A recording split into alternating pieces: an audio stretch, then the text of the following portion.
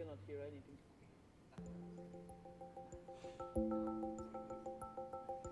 I cannot hear you guys.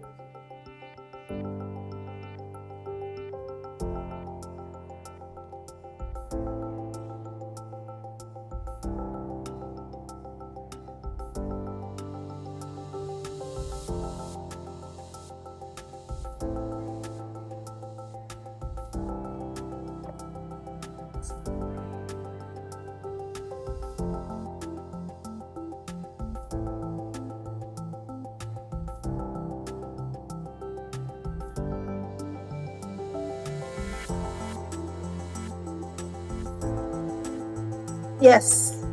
Hi, Chris. Yes, I can hear the music.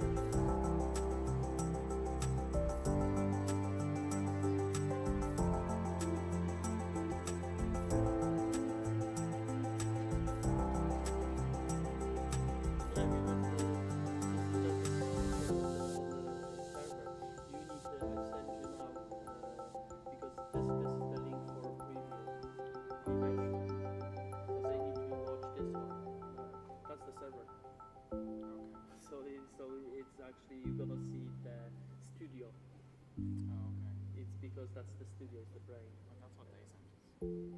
Yeah, I think give me a second, I will send you. Oh, wait, if you're monitoring it, that's fine. I sent you just for what you can have that. Chris, you are.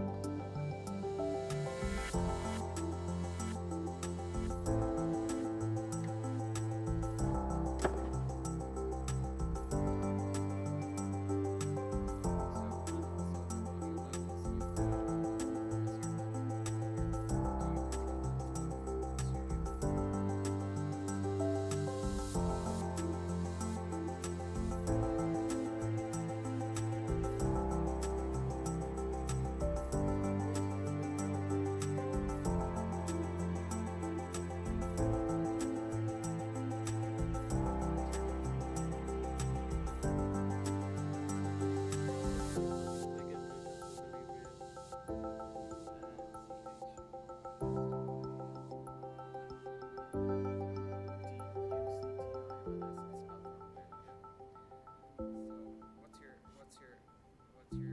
Number it's 083. Yeah. 182. 22. 43.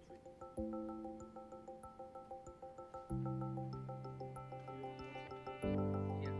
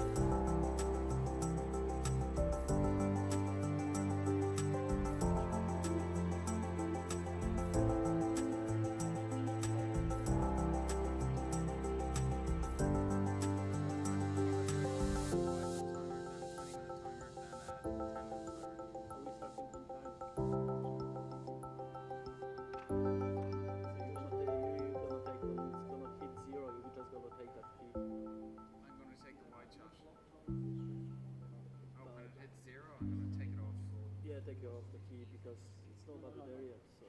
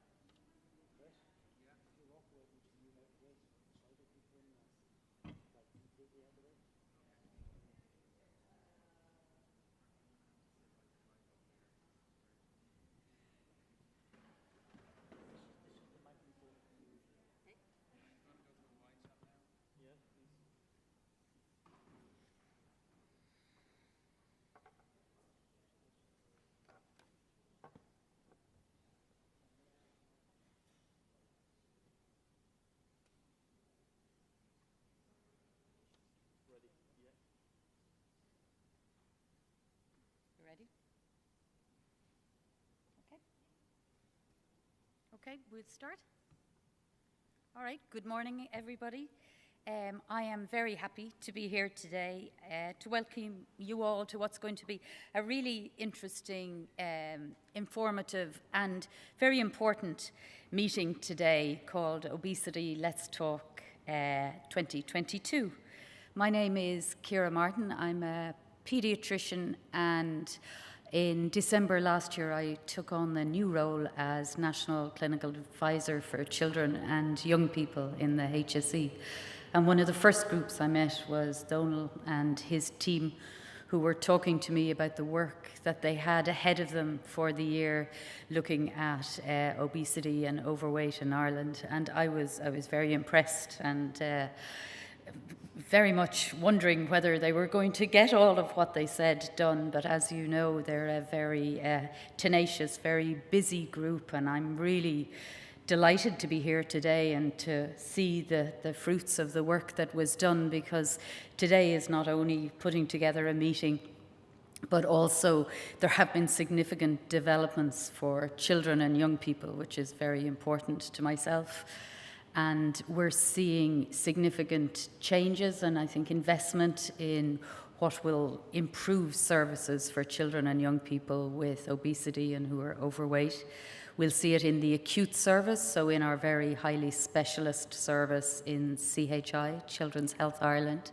But we're also going to see it in the community, and I think this is really important because one of my key pieces of work that I have is working to integrate care across our primary care community and acute settings. So something like this program that really brings care and information and therapy and diagnostics to the community, to where people live, is going to be really, really important. So the 2 pilot projects that will be starting, there'll be a lot of work, but with whatever we can do to support it, we absolutely will.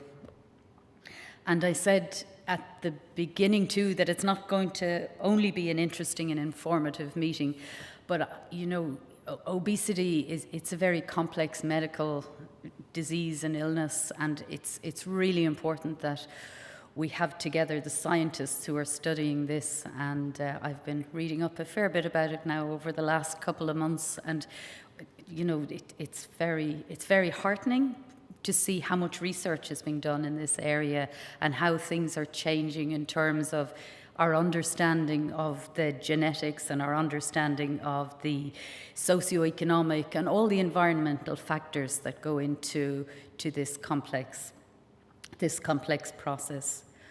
But it's not only really looking at the pure science. I think what I'm very heartened about today and what I'm interested in hearing too is spending time to learn too about not only science, but also learning about the stigma that goes with this, because we know that this is really important, and we know that our children and young people are experiencing difficulties, that they get bullied and teased by their peers, that we have stigma in the media, but also research is there showing that us as healthcare professionals, as doctors, medical students, you know, nurses, any other healthcare professionals also approach people who are overweight and obese with a bias, with whether it's implicit or explicit, and this has negative effects on health and confidence, and it's really important that we address all of this, and I know that's an important part of today as well.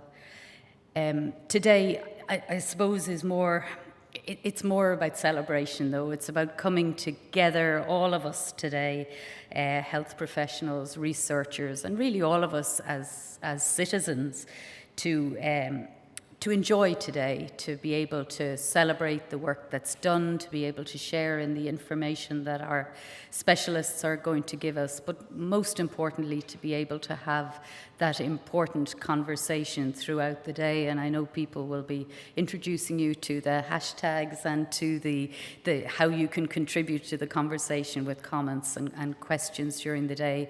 And that's really important for this process that we have. So I want to congratulate you all on today, and I want to say how honoured I am to be here to welcome you all, and just leave it at that and let the work begin. Thank you very much.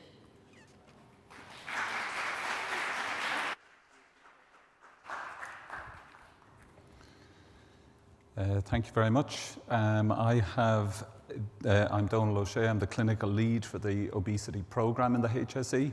And in the next couple of minutes, I'm going to update you on the program kind of work over the last year and where it's gone. And it's, by some distance, kind of the easiest update, because things have progressed over the last year, which is incredibly positive. So within the children's space and adolescents, we have our model of care. And for children and adults, level 0, which is having a healthy environment that encourages healthy lifestyles, that will improve the health of future pregnancies and ultimately impact on the prevalence of the disease of obesity in children. That work is ongoing. There are 19 lactation consultants, there's healthy food made easy programs, there's commitments to more active commuting, etc., to school, and they're important for the children's model and the adults model. Level 1 in both models is detection in primary care and identifying the problem. For children, what we need is somewhere to refer children who are identified as having significant problems with their weight. And there are 2 test CHOs developing a multidisciplinary end-to-end model of care for children with obesity. And those are, they're not pilots because they're recurrent funded posts for full multidisciplinary teams. So they're going to test what works, how it's best delivered, and when we've established that, you then have geographical inequity and you have national rollout, and that will be a given. We don't know for children yet what's going to happen in the regional centres. That's going to be informed by the two test sites in terms of what comes out of it. What we know is absolutely needed, and needed before now, is treatment for children who have severe and complex obesity already that will be identified within these test sites. And last week, CHI advertised a suite of posts for a full multidisciplinary team for the management of severe and complex obesity in children, which is an amazing step forward. And that's with a view to having a surgical arm to that programme in the next 12 to 18 to 24 months. The adult model, again, level 0 is important for lifestyle and facilitating the healthy choice. Primary care are being remunerated for weighing and measuring. So identifying the problem is going to become the norm. Level 2 there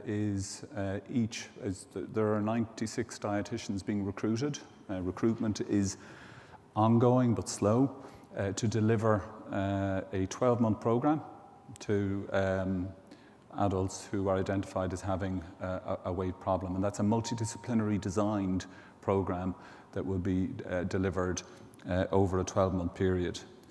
What we've been looking for was the services above that, level 3 and 4, to refer on to. And the budget day last week, I got a phone call from Stephen Donnelly.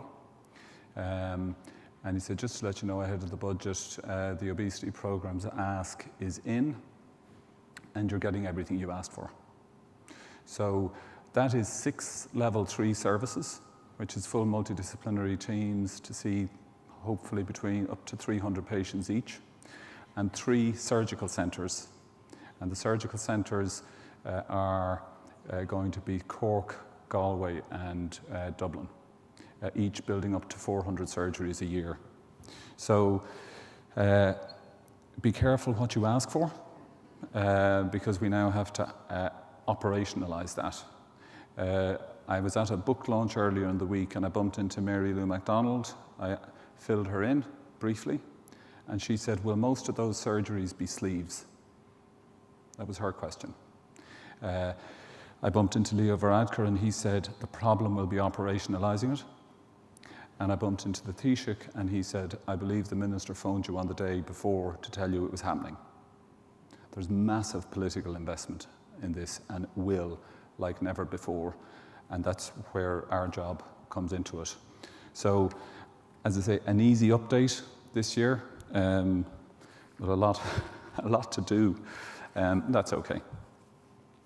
So, in introducing this session, one of the issues that has been highlighted to me as a problem is, every year, look, if we address overweight or obesity in childhood, are we going to be triggering a tsunami of eating disorders, a major problem with eating disorders? How can we do this without causing harm? Because the first rule of medicine is do no harm.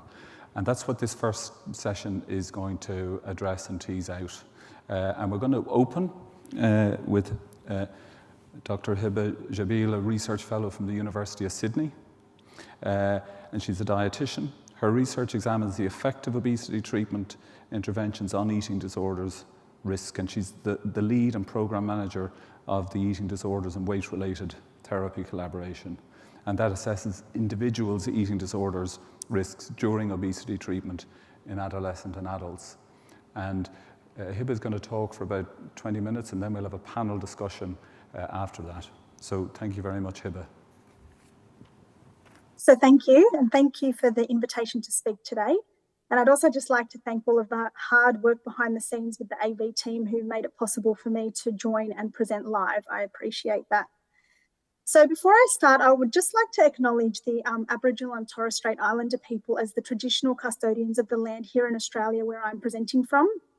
I live on the land of the Dharawal people, and I would just like to pay my respects to elders past, present and emerging from that community. So I'll just share my slides.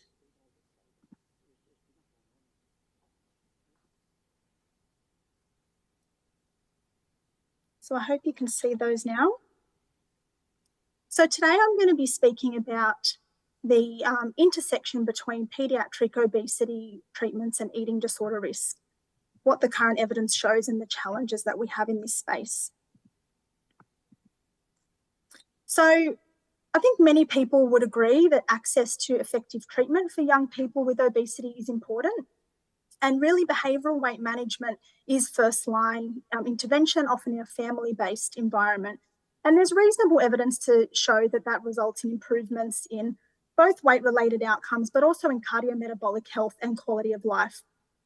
But as Donal mentioned, there have been concerns that weight management interventions such as these may contribute to the development of eating disorders. So what I'll talk about is really why there is this concern between paediatric obesity and eating disorders. So it's important to recognise that an eating disorder is a serious and chronic mental illness with high rates of morbidity and mortality.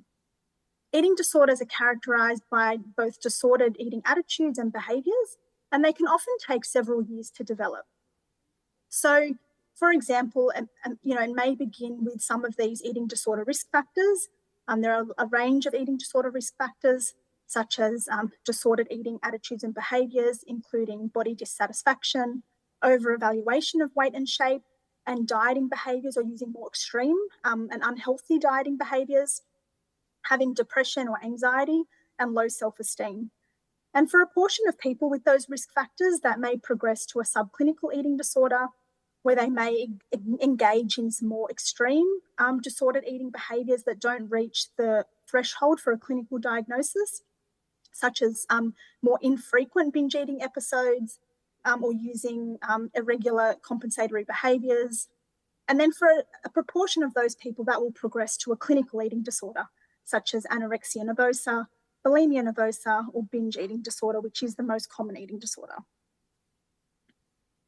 So the reason we're particularly concerned about eating disorders in children and adolescents is because, as you can see from these graphs, really the peak age of onset for eating disorders is usually during adolescence.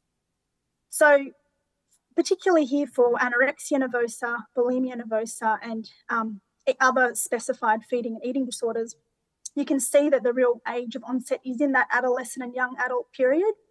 Here in the green, we have the age of onset for binge eating disorder. And although that has a much broader age of onset, you can still see that there is that peak during childhood, adolescence, and young adulthood. So although obesity and eating disorders have historically been considered to be on opposite ends of the weight spectrum, there is a fair amount of overlap. So some of those core eating disorder risk factors that I mentioned earlier are often present in children and adolescents with overweight or obesity, and often at rates that are higher than their lower weight counterparts. So for example, they may have poor self-esteem, body dissatisfaction, they have a greater risk of developing depression and experiencing symptoms of depression, and they're more likely to engage in dieting and unhealthy weight control behaviours. And that may include skipping meals, fasting, and using diet pills. There are also components of weight management that are eating disorder risk factors themselves, or that are strategies that are used to maintain an eating disorder. So for example, extended and excessive weight loss, dieting, dietary restraint or restrictive dieting behaviours, regular self-weighing and monitoring strategies such as calorie counting and exercise counting. And there's also been some research having a look at adolescents who present to eating disorder surfaces with a restrictive eating disorder, so such as anorexia nervosa. And around 40% of those have a history of overweight or obesity. So that shows us, again, that there is a link there. So about 5 years ago now, we became really interested in what the risk was with paediatric weight management interventions from an eating disorder perspective. So we conducted a series of systematic reviews really to look at the impact of weight management interventions that were conducted in children and adolescents on eating disorder risk. We focused on interventions that included a dietary component because we're really interested in that dietary restraint component of interventions as a core eating disorder risk factor. And we looked at several outcomes. So we looked at eating disorder risk, but also depression, anxiety, body image, and self-esteem as eating disorder risk factors. So this figure just gives you an idea of the types of interventions that were included within the trials in these systematic reviews. So you can see that really all the interventions had a dietary, a physical activity, and a behavioural component. The dietary component was either sort of nutrition education, usually in line with local dietary guidelines, such as having more fruits and vegetables and reducing sugar-sweetened beverages. Some of the interventions included an energy prescription, which ranged from about 1,000 to 1,900 calories a day. Similarly, the physical activity component was either physical activity education, sort of to increase activity and reduce sedentary behaviours, and some interventions provided a formal exercise program, either as a group or individuals. All of the interventions included a behavioural component, usually support for behaviour change, such as problem solving and goal setting, and some of the studies addressed eating behaviours or body image or self-esteem specifically. So this first forest plot really shows the change in eating disorder risk from baseline to the end of the intervention. So for those of you who are not familiar with forest plots, we have all of the studies on the left here, which have been included in this meta-analysis. Each of the squares represents the change for the individual studies, and then this diamond is the summary of the studies combined. So what this found is really at post-intervention, there was no change in eating disorder risk.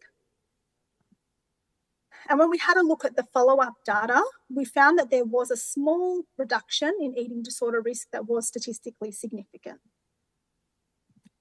So when we looked across the other eating disorder symptoms that were reported in some of these studies, we saw a similar trend. So for bulimic symptoms, binge eating, emotional eating, drive for thinness, and eating concern, there was either a small reduction or no change in risk at both post-intervention and at follow-up. Now, some studies looked at risk in other ways. So they looked at whether participants moved above or below a predetermined sort of high risk cut point, or they looked at binge eating episodes or engaging in bulimic behaviours, and tended to find a reduction in those, or that people moved from being sort of above a cut point to below a cut point. There were, however, 3 studies that did report on the onset of new disordered eating behaviours in a very small subset of participants. So, for example, there was one study that reported on the development of binge eating disorder in 3 participants at the 6-year follow-up.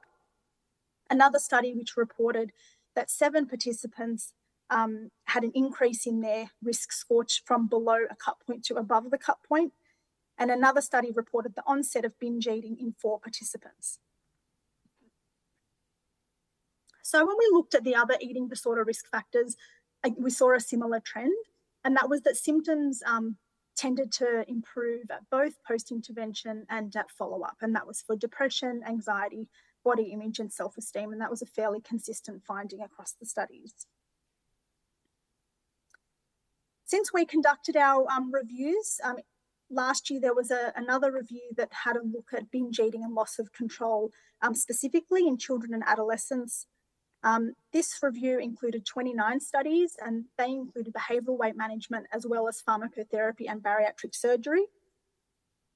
Now, they reported that across the studies, they really reported that between 6 and 71% of children or adolescents presented to the service with binge eating or loss of control at baseline. So there's a very large range there. And overall, they found a similar finding that studies reported a significant reduction in binge eating and loss of control at post-intervention and at follow-up. Now, they also found that participants with higher binge eating or loss of control at baseline tended to have less weight loss during the intervention, but also that participants that had a greater reduction in that binge eating or loss of control during the intervention, and that was associated with better weight loss success. So there are some limitations with this evidence, and really importantly, participation in these weight management interventions represents one point in time. It's often a very supportive environment in a clinical trial and involving a multidisciplinary team. But we know that children and adolescents, once they start engaging in weight loss attempts, they'll often have several weight loss attempts across adolescence into young adulthood and throughout adulthood. And some of those will be supervised, but many of them will likely be unsupervised. And there isn't really good data to show what those repeated weight loss attempts look like and how that may relate to eating disorder risk. While some studies did have quite good long-term data, so we had studies with 2-year follow-up, 3-year follow-up or 5-year follow-up, there were very few studies that had that. So we do need more long-term data in this space. We also don't have really a good idea of what happens to people who withdraw from clinical trials and whether they may be ones who are at greater risk of an eating disorder. But also, as you saw in my figure and as I've mentioned, these were multi-component, really well-structured interventions. And it's not really clear how this compares to what's provided in a sort of a real-life obesity services and how many people have access to that high-level care. And so what is the risk in a real-life clinical service? So what does this mean for clinical care of children and adolescents with obesity? So it appears that professionally supervised programs are important, and it's really great that Donal mentioned that you'll have 6 new services. That's a great step forward. Where possible, this should involve access to a multidisciplinary team and provide a safe, inclusive and supportive clinical environment. So both from the staff who are working there, as well as the environment within the clinic. Providing a structured and moderate dietary intervention, and we know that things like promoting regular routines and flexible eating patterns are helpful for disordered eating.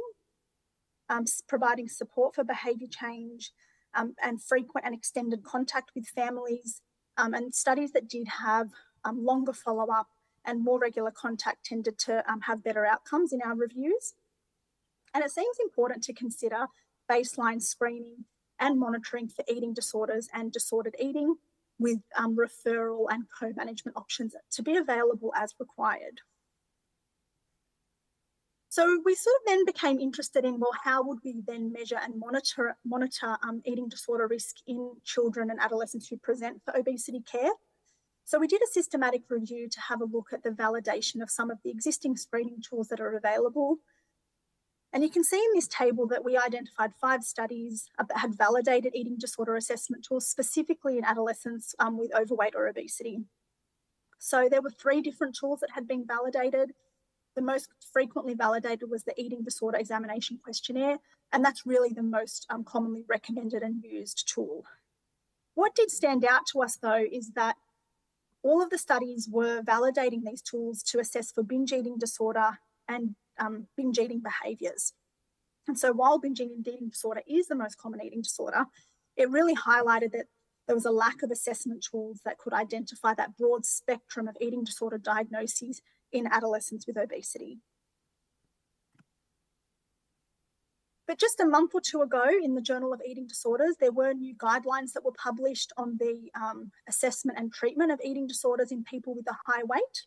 And within those guidelines, they have a table on different assessment instruments that they recommend. And so what these guidelines recommend is that the Youth Eating Disorder Examination Questionnaire should be used to assess for disordered eating or eating disorders in adolescents, and that should be followed up with a diagnostic interview if they're identified as being at high risk. They do acknowledge that the EDEQ doesn't assess for the full diagnostic criteria for binge eating disorder, and so recommend the binge eating scale be used to assess for binge eating disorder specifically. So some of the challenges, though, with screening and identifying eating disorders in an obesity setting is really that there aren't protocols that are specifically designed for an obesity treatment setting. So not only to specify which tool might be used and when, but also what to do if you identify disordered eating. So when might it be appropriate to refer on to an eating disorder service, and when might it be appropriate to continue with weight management. Also, the resources to conduct eating disorder screening and monitoring, as well as follow-up, are often not available in obesity services. So few services tend to have access to a psychologist, and where they do, they often won't have time to conduct the full clinical diagnostic interview, which takes about 45 minutes to an hour for every patient. So some people working in this space have suggested where resources are limited, that open-ended questions could be used to assess for some of those key behaviours. We also need good referral pathways for children and adolescents who have both obesity and disordered eating, as well as services that can address both conditions. So I'd just like to highlight that our team's doing some work to try to address some of these challenges.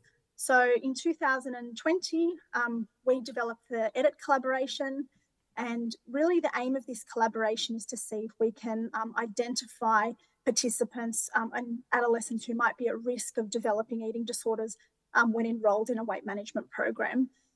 And the other thing we're trying to do is have a look at these interventions themselves and to see if there are particular strategies used within interventions that may increase risk of eating disorders, as well as strategies that may decrease risk of eating disorders, really to try to inform those care pathways and how we can better provide care for obesity while protecting against risk of eating disorders.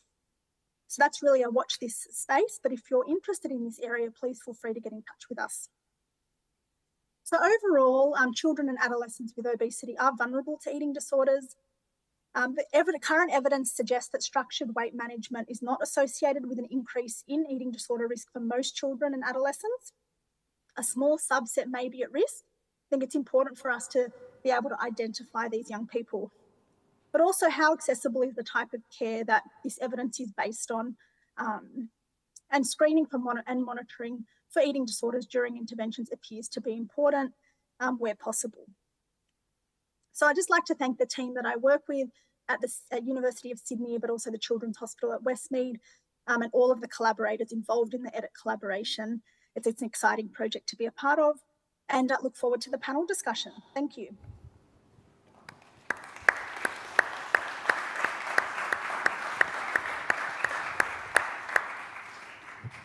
Well, Hiba, thank you very much for a very insightful and balanced look at the issue. I should have pointed out earlier, for asking questions both for the audience in the room and at home, it's through the Slido app. So if you would, I think you had that on your screens at home at the start, so put your questions in through that, because I didn't make that announcement at the start. There may not be many questions in for this, so we might make an exception and take one or two from the room if we aren't getting them in, Ciara, on our Slido app. So I'm going to introduce the panel one by one, and as I introduce them, I'll ask them just to give their 1 minute reflection of, if you like, their position on it, and I'll go through in the order they're on my sheet. So Orla, we're going to come to you first. Orla Walsh is a senior clinical lecturer here in RCSI with a passion for adolescent medicine and has a particular and growing interest in obesity. Thank you very much, and thank you for inviting me here today. I suppose as a paediatrician who works with adolescents both with obesity and eating disorders, my main message today is actually one of excitement. We have now funding for the model of care for young people and children with obesity in Ireland, and also at the moment my colleagues in psychiatry are rolling out the model of care for eating disorders. So what I'm looking forward to most is collaboration in the future, and my personal research interest is on the psychosocial effects and aspects of young people living with these conditions, and I think lots of training and education for health and social care professionals working with these young people and their families going forward is what I'm looking forward to, I suppose, working on the most. Okay, thank you very much. And now we're going to go to Ghent, to Tiffany Nates, who's a postdoctoral researcher and currently working on a project that's targeting the whole parent-child dynamic. So Tiffany, thank you. Thank you for having me on this panel. Yes. Can you hear me properly? Yeah, we can hear you perfectly. And do you just want to give a 1-minute summary of your position on this before we go to the questions? Yes. Some key messages from the line of work I am currently working on is that, of course, the parent-child mechanism, dependently whether you are an adult or a child or a young adolescent, it's the family interaction or the contextual interactions between family members or broader, between friends, between peers, remains very important. So that's one of the key things that is important for me as a good practice, either in obesity and eating disorders, and definitely the intersection between them. And second is in therapy and treatment, we often see, I'm a clinical psychologist, so we see that there are a lot of psychological mechanisms, such as emotion regulation, self-control, that have an important impact and that they at least need to be tackled before or concurrently with nutritional, physical, behavioral interventions. So I was glad to hear Hiba say that the multidisciplinary approach is preferred, actually. Thank you very much. And Fiona Quigley is a final year PhD student in the University of Ulster and brings a psychological and lived experience perspective. Fiona. Thank you. Yeah, I think my message today is one of cautious optimism. I think Hiba's presentation was very balanced, and one thing I would, I guess, like to dig into a little bit more is if we have a structured weight management program with very well-trained individuals, then the risk of eating disorders is low. But often that's not what people get, and I think that's our biggest challenge. In Northern Ireland, we have even more challenges because we don't even have weight management services. But one of our recent surveys has shown that we have 16% of our young people currently have disordered eating or eating disorders, which is actually higher than our level of childhood obesity. So one thing I would really like us to come away from today is not just thinking that we should be worrying about eating disorder risk, but really we should be worrying about our general conversations around this area, because they influence us all. They influence the type of treatment that we end up giving people, and they influence also how young people are treated in families. And I think Professor Halford is talking later about the Action Teen survey. And one of the findings around that was about misalignment, and particularly misalignment of communication. And one particular finding I found really interesting was that the teenagers were saying they were always hungry. So even though these young people were overweight and trying to manage their weight, they were constantly hungry, because that's the stage in their development. I mean, who doesn't know a teenager who's constantly hungry? And my lived experience as someone who gained a lot of weight in childhood and really didn't get any support, I felt exactly the same. I was being told to lose weight, but I couldn't even tell people I was hungry. And, you know, if that's still happening now, we still have a long ways to go. So if we're developing those multidisciplinary teams, I think we need a lot of people with lived experience in helping to develop those services. And hopefully we can talk a little bit more about that. Yeah, thank you. And finally, before we open it to go to Ciara, my co-chair, for questions, Maria Keenahan is working in the HSE West and specialises in inpatient and outpatient treatment of eating disorders with CAMS in Galway. Hi, thanks again for being here. And I think what everybody has already said on the panel rings so true, because if we have weight management services like that have experienced people and, you know, use our language, but not only our language or, you know, our weight stigma, but also how we're measuring these. So, you know, for a lot of people in the eating disorder world, we get a lot of people in larger bodies that are masked. Their eating disorder is masked for years and years.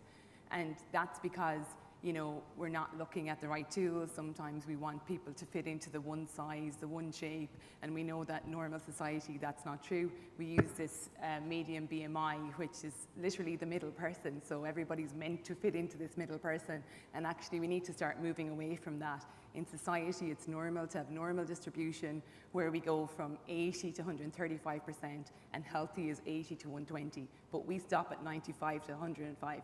So I think we need that whole shift. We also need a shift of our language to people and, you know, like that, restricting people when actually, you know, it's really normal. There's so much growth going on. There's so much things that happen. You know, you have all the development, and especially for young females when we're hitting menses, if that's to stop, there is a problem. So we really, really need to look at what we're doing, and, you know, the historical data of cutting by, was it 1,000 to 1,900 calories a day? Like, ridiculous. We need to look at where we're going and how we do it slowly. As they grow, they need more energy. Let's just keep it as it is. So I think it is really important today, and it's really exciting actually to work with obesity and eating disorders. The overlap is massive, and that whole body shame, body image, all of that works for both sides. So I think it's really important that we do look forward, but we, like you said, get the training there and the expertise on board, because it's vital. Yeah, thank you very much. Ciara, can I just ask, have you any questions or what's coming in as a theme? Yeah, there's been great engagement on Slido here. Lots of compliments, Hiba, for the presentation. And, you know, in terms of some of the positions there from the panelists, I think they'll be well placed to respond to a number of the queries. So I suppose one of the themes coming through relates to, as Hiba, you were saying, a limitation of the research is that it's around people in structured programs, and a question in terms of would the panel be aware of any real world or studies about the real world interaction between obesity and eating disorders? Real world interactions between? Obesity and eating disorders. So people living with obesity, or children, young people living with obesity, not in structured programs. Maria, do you have a feel for that? So I have had a few that kind of came in for an assessment, and I suppose because we have looked at that way, and I'm really glad that in Australia they've come out with the new guidelines for people in higher weights, because it is looked at, well, actually the percentage isn't low enough for them to be considered an eating disorder. And actually, you know, when we're looking at that median, if you're really tall, or you're athletic, or, you know, you've muscle mass, or you're from a different ethnicity, you're not going to fit that shape. So it definitely happens in the real world, and happens way more than we think. Whether it's anorexia, whether it's disordered eating, there's lots of it there. And I think it's just about how do we manage that? How do we, you know, people will go in a starved state to the GP, and they'll say, you have high cholesterol, go on a diet. And that's the real, I suppose, crux of a teenager or an adolescent hearing those words. And even, you know, when you talk about the flexibility of food, there might be a household where one person is in a larger body than the other, and they're not allowed sweets, or they're not allowed crisps because they're in a larger body. So we really have to look at, but absolutely there is a whole, but how do we treat it? We can't take it in one service in the other, you know. Fiona, I see you nodding in agreement. Yeah, I mean, I just wanted to kind of expand the notion of what an eating disorder is. We talk a lot about binge eating, quite rightly, because there is a overlap, obviously, between higher weight and eating disorders. But there's new evidence around atypical anorexia, whereby that's one of the, I think that's the highest comorbidity of any mental illness. But what they've also recently found out is whether you're higher weight or lower weight, the pathology and the outcomes of anorexia, whether it's atypical or not, are the same, whether you're higher or lower weight. So I think we just need to expand our notion of what an eating disorder is, and also particularly in young lads, young men, orthorexia, you know, exercise addiction. You know, we need to be, you know, kind of that rigidity about training and so on. Those are things that we also need to look out for. Yeah, absolutely. Yeah. Hiba, do you want to comment? Yeah, I'll just comment. So look, I agree what's been said. And just in response to the question you're asking about what the literature is in this space, I think that's a good question. There isn't a lot of literature on what happens in sort of real life obesity services. There's a really good longitudinal data from the United States from a study called Project EAT, which sort of asks adolescents and tracks them over time on their dieting behaviours and disordered eating. And that shows that when they report dieting or dietary restriction, whether using sort of healthy or unhealthy strategies as they define it, that there is an increased risk of binge eating. As Maria mentioned, there are case reports of people who have gone to a primary care provider or an endocrinologist and have been just recommended that they sort of lose weight and go away and do that on their own, and they've developed anorexia nervosa, and that's often that has been delayed until they've needed hospitalisation. So there are case reports showing that. There's also another study from Italy, which was a retrospective review looking at people who were presenting to a service in the hospital, and they asked them about their previous dieting behaviours during adolescence and tried to understand whether it was sort of supervised or unsupervised and the types of things that they did. And in that study, they found that if they had some supervision, wasn't really defined what that was, that they weren't at increased risk of an eating disorder, but if they sort of engaged dieting, that increased their risk of an eating disorder. So I think, some degree of supervision is very important. We don't have very good data, though, on sort of what is happening in the community and the types of behaviours people are engaging in that puts them at risk. Yeah. Okay, Ciara, back to you for... Next theme coming through in the questions probably links into what Orla was saying there about being really excited to have the obesity services being resourced now, and also the eating disorder model of care being implemented. And I suppose a query around, when you have children in young people in either of those services who require support from the other speciality to some extent,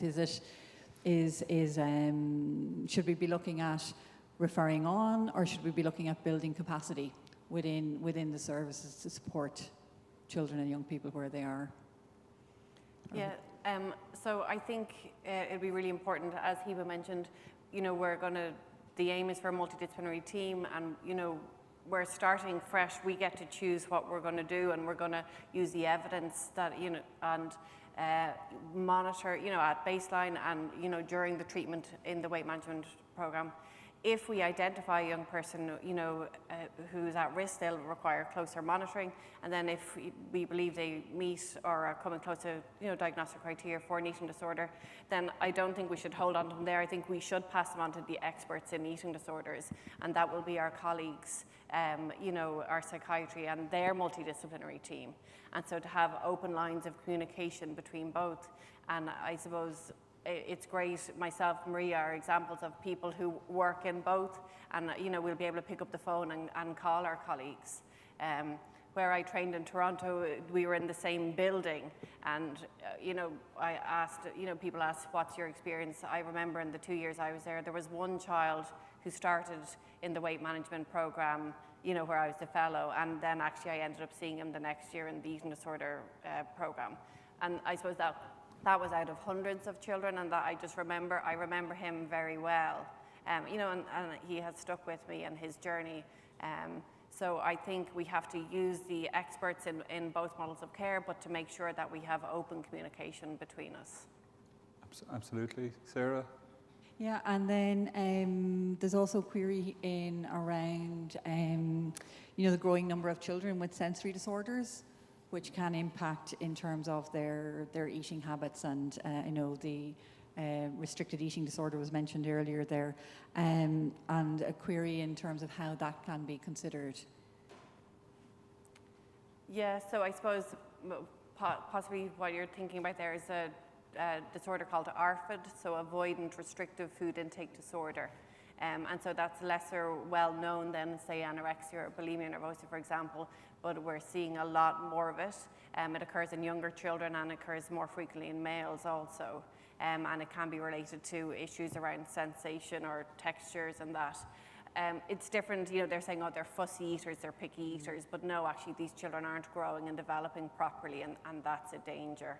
And so, you know, for, I suppose, again, more training for GPs, for public health nurses, for paediatricians to be able to pick out, well, who's the picky eater and who actually has this condition, Arfid. And those young people need the same multidisciplinary treatment, different approaches, but the multidisciplinary team is key again. So they need to be linked in with the eating disorder model of care then. And Tiffany, can I ask you to come in on that? You're involved in training future dietitians. Do you have an angle?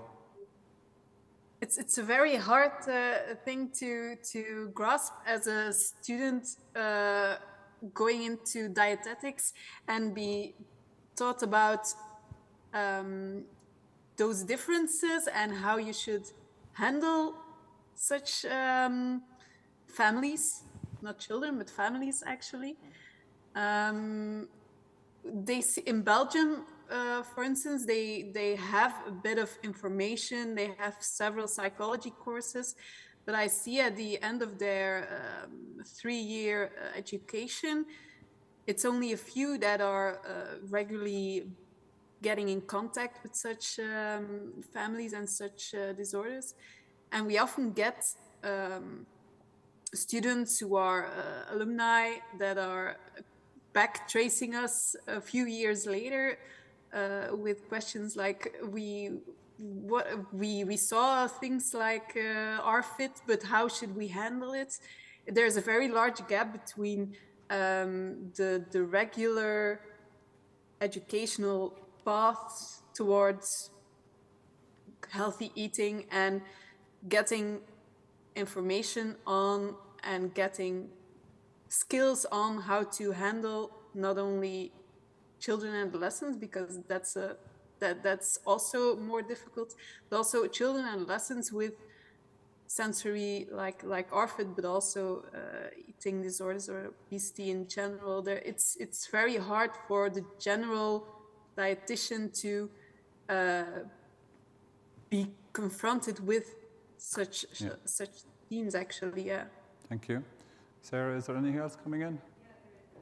A lot of questions coming in here. I'm not sure that we'll get to them all, but and there's a number, I suppose, specific to kind of different things that might be or might not be considered in the multidisciplinary team. And that night, just to say, if we don't get to talk about them today, we'll definitely take them into the expert working group for consideration.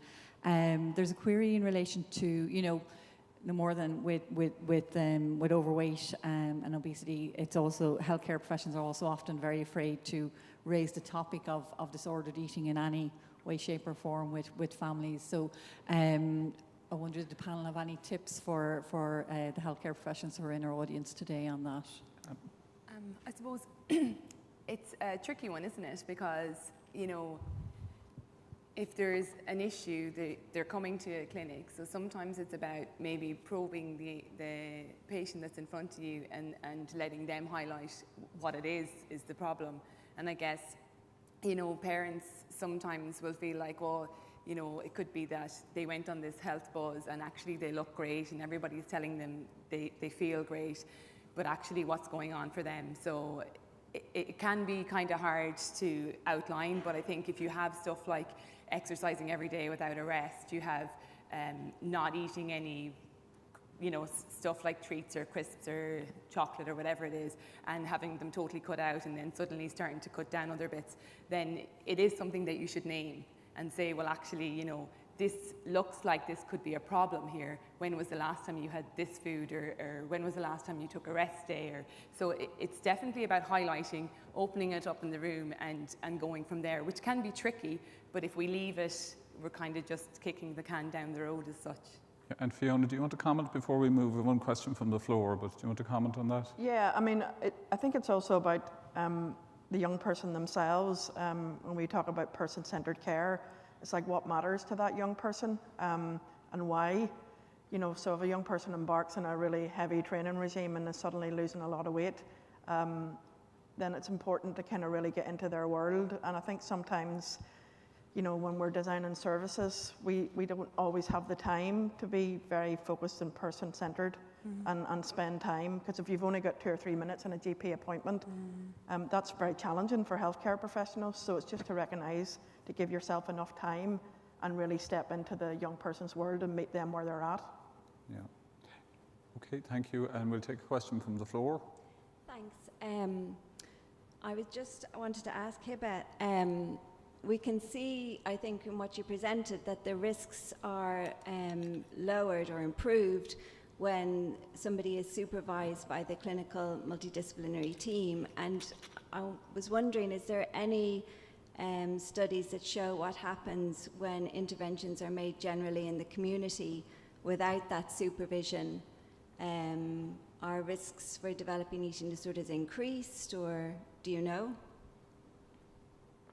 Yeah, so I think this is a similar question to that was asked previously. And I think we don't have good data on what's happening in the community if they sort of see a health professional and are given general advice and then asked to go away and do something on their own.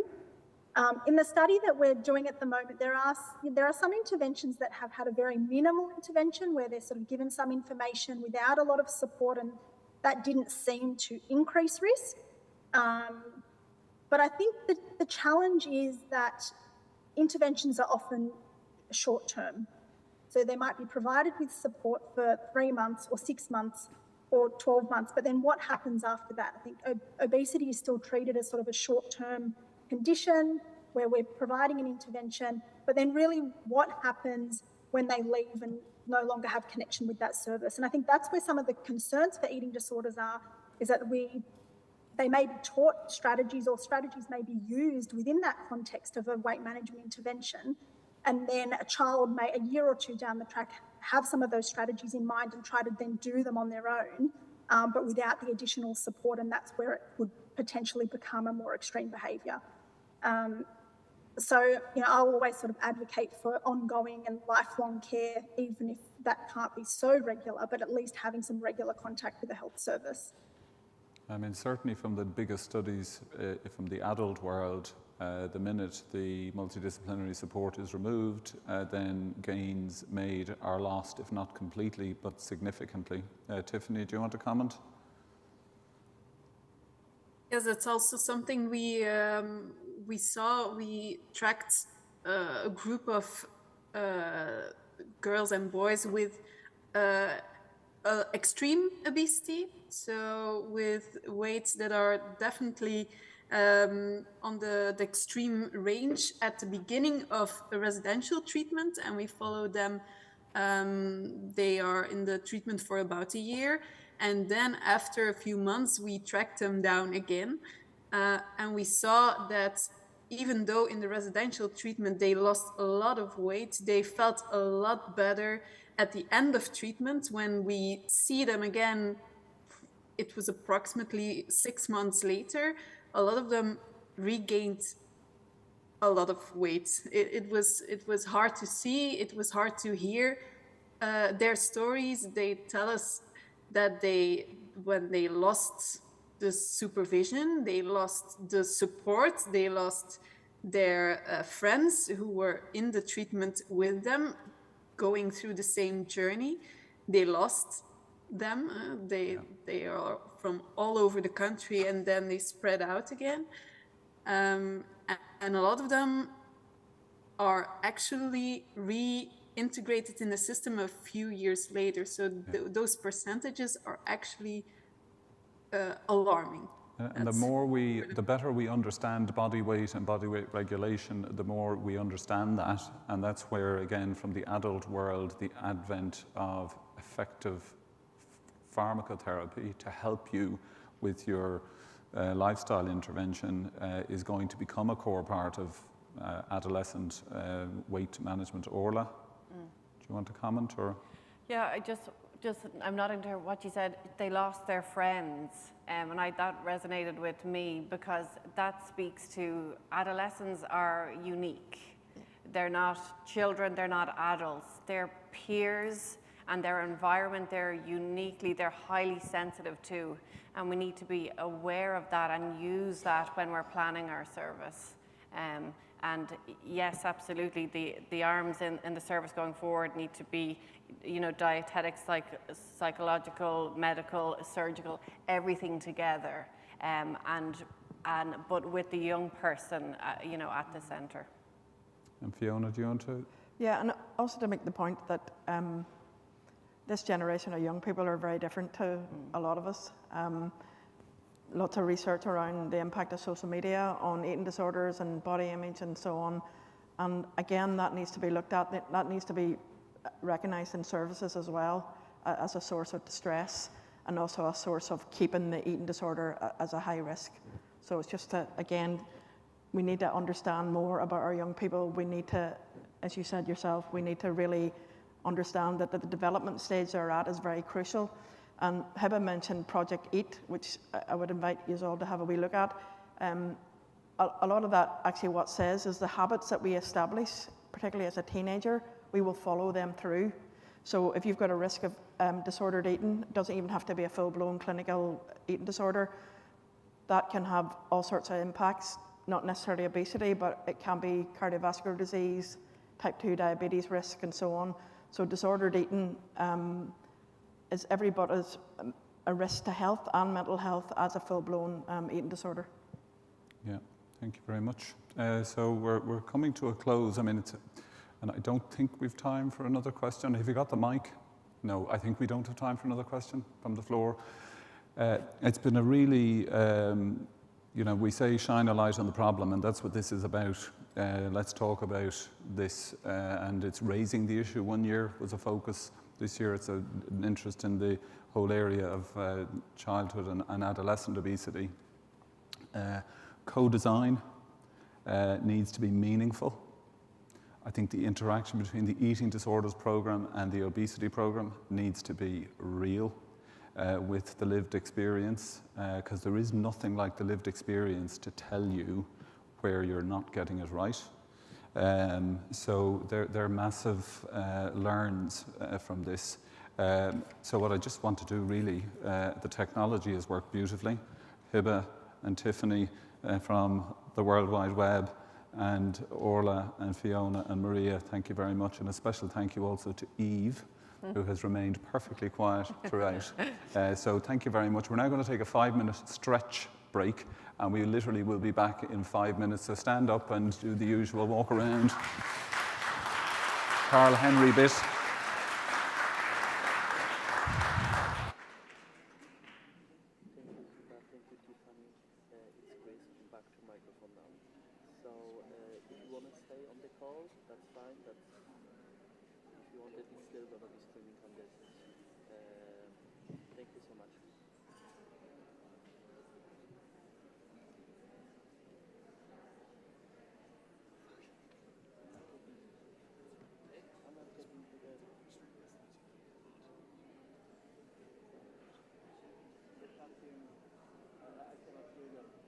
I think he's gone, probably. He's gone. Okay. Yeah. Still, my speaker was muted by the sound engineer, and he didn't tell me that. So yeah, I can hear you, and thank you so much. That was great. And if you want to stay on the call, you can stay. This is gonna be open. Okay. Oh, okay. I'm gonna stay here because Hiba, you told that you have a separate link, but I didn't.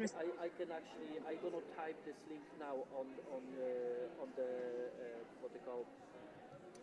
Because I think you can open that. Is the streaming? Is the streaming link? So you can actually watch the full session now on any machine really. So you don't have to be on the Zoom. So give me a 1 minute. I'm gonna type the code now. Okay. Okay. Thank you. That was a good session, wasn't it? Yeah, it was great. You actually had a very nice presentation. It was very interesting. It really thank you. shed a light on an important topic. It's difficult to I think difficult to present in this area and try to keep it balanced and not overstate the evidence that we have so far. Yeah, it's true. Yeah, you did a very good job. So it's a difficult subject. Every time you bring obesity and mechanisms in general that aren't so cut clean, like eat less, get in more physical activity. Every time you bring something up, like it may not be as simple as that. There are a lot of opinions, and I'm very glad that the evidence is rising on this topic. But as you said, we still have a lot of things that we are missing in the real life environment, because And I think that was a good question that people kept asking, because I think it's the real life that you just don't know. And I think certainly here in Australia, people don't really get an intervention that's the same as a clinical trial. I think in the US, they probably do because they've got the insurance scheme, but here they don't. And I don't know what it's like in Europe or the UK, but the clinical trials provide so much support. Yeah, there's a...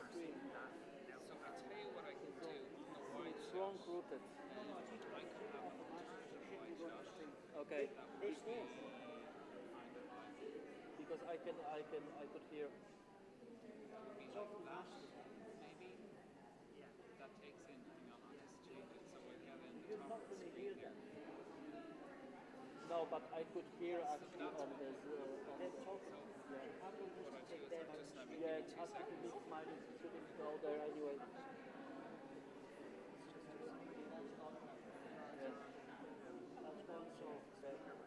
I know what you mean.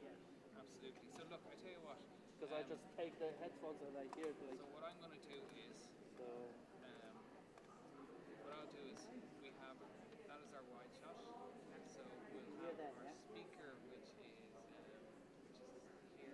So every so often we'll go there. So you should have the link now. And then you can open. So this is the live stream.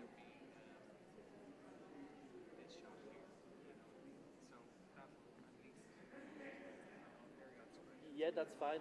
Then I'm gonna close that as well. So thank you so much, and enjoy the rest of the day. Thank you. Bye bye. Good. Yeah. So which way was this routed? No, it was like Pablo was doing something else, but this isn't structured properly to do this. No. Pablo shouldn't be out doing that. You're doing this, somebody else to do it. Yeah. So they're gonna I send them the link now, so they can watch the rest of the content on the. So we happy.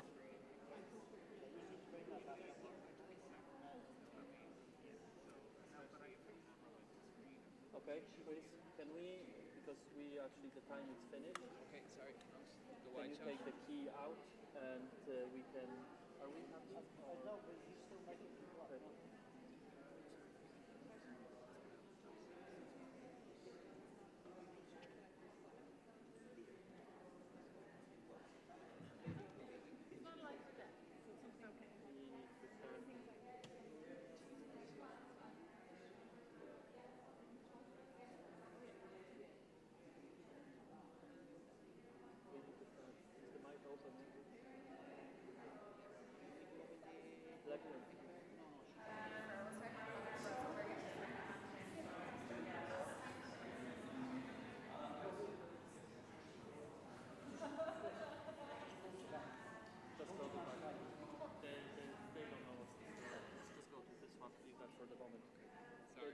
So too much going on here. It's too disorganized. We need to talk with the. It's not happening. Until he's finished, it's not happening. But we need to talk with the organizer to actually get people. I know. Yeah. Because this is the streaming. We are streaming. It's not the.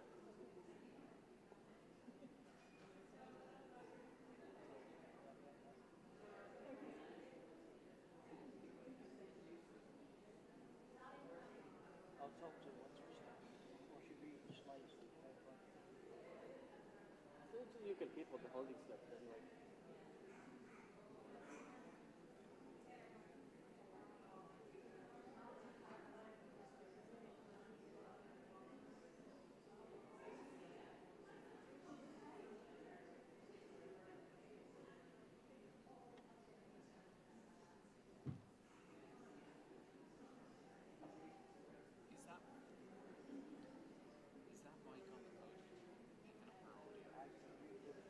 it's muted because it's... Can I just bend that out of the way? Yeah, you can, yeah.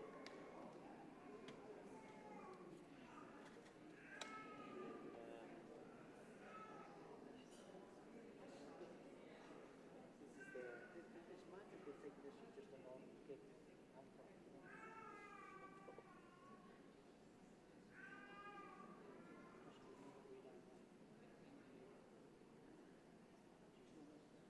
We need to wait for Chris now.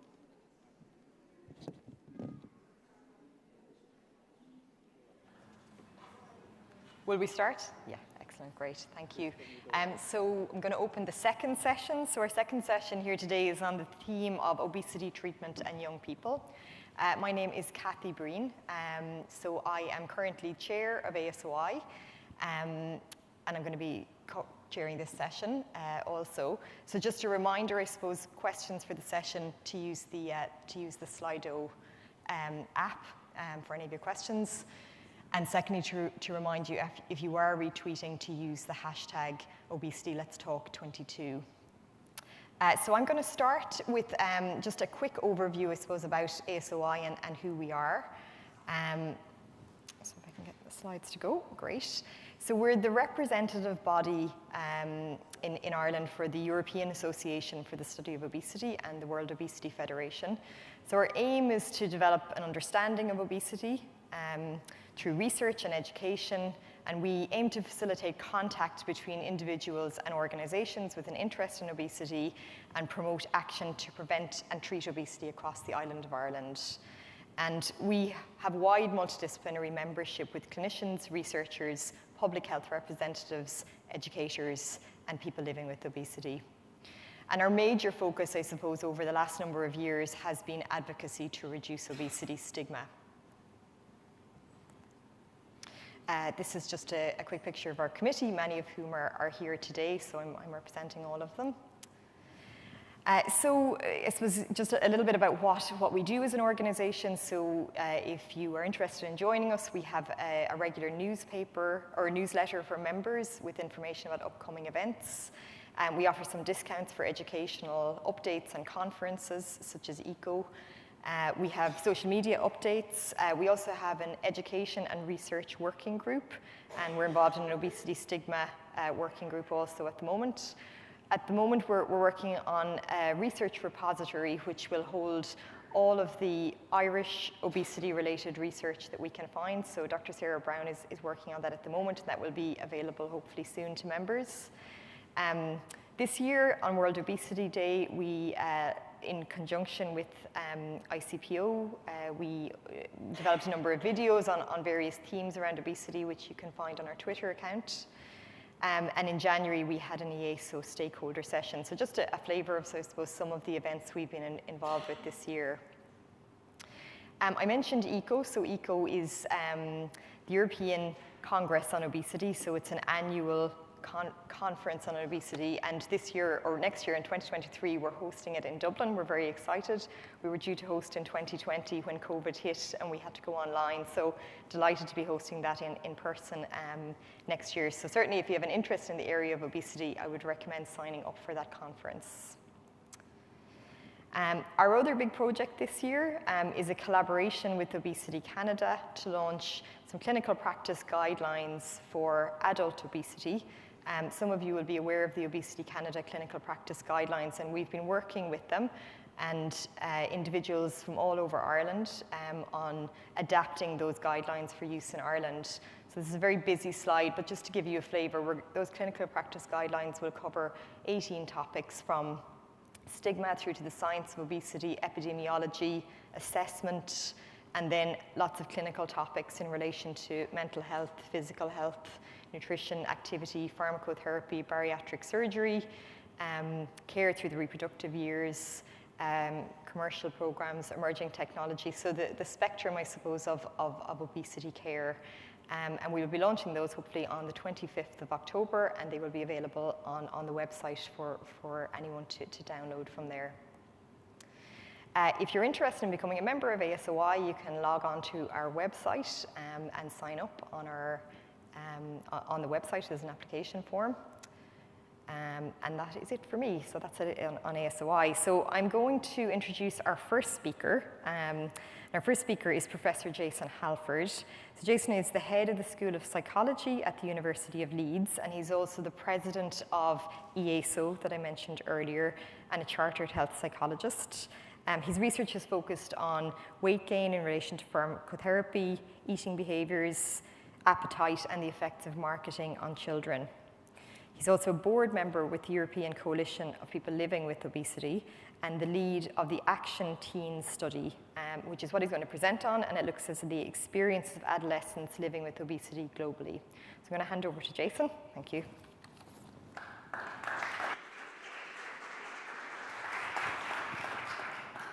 Thank you very much, and thank you for ASOI and ICPO and partners for inviting me to this event. And can I say I'm absolutely delighted that ECO in Dublin has fallen slap bang in the middle of my presidency. It couldn't have worked out better as far as I am concerned. Now, I'm going to talk to you today about the Action Teen study, and it was really a study focused on living with obesity in adolescence, and it really keys in with the end of the discussion of the last session. So I'm really pleased to be in this position in the programme.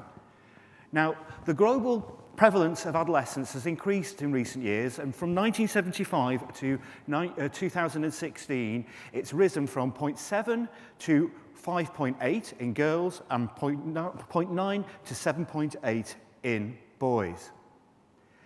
Now, I'm not going to say too much about why this is an issue that we really need to be addressing, but what we do know is obesity in adolescence has more of a severe lifelong impact than adult-onset obesity. Certainly we know, and as was discussed towards the end of the last panel discussion, that adolescents with metabolic syndrome, which includes obesity, show a higher incidence of type 2 diabetes in adulthood, but also have higher likelihood of having cardiovascular problems and health risks associated with that. That's fine, but we also touched on those mental health issues a lot during the last session. And obesity is associated with a substantive mental health burden for adolescents living with obesity in the here and now. So that's depression and anxiety, and critically also low self-esteem. And when we think about the struggles that adolescents with obesity are facing and the biology of obesity and the lack of support out there, we can really understand why that self-esteem picture is of such great concern. Now, the Action Teen study was the first study to explore the barriers to effective obesity care at an international scale, really.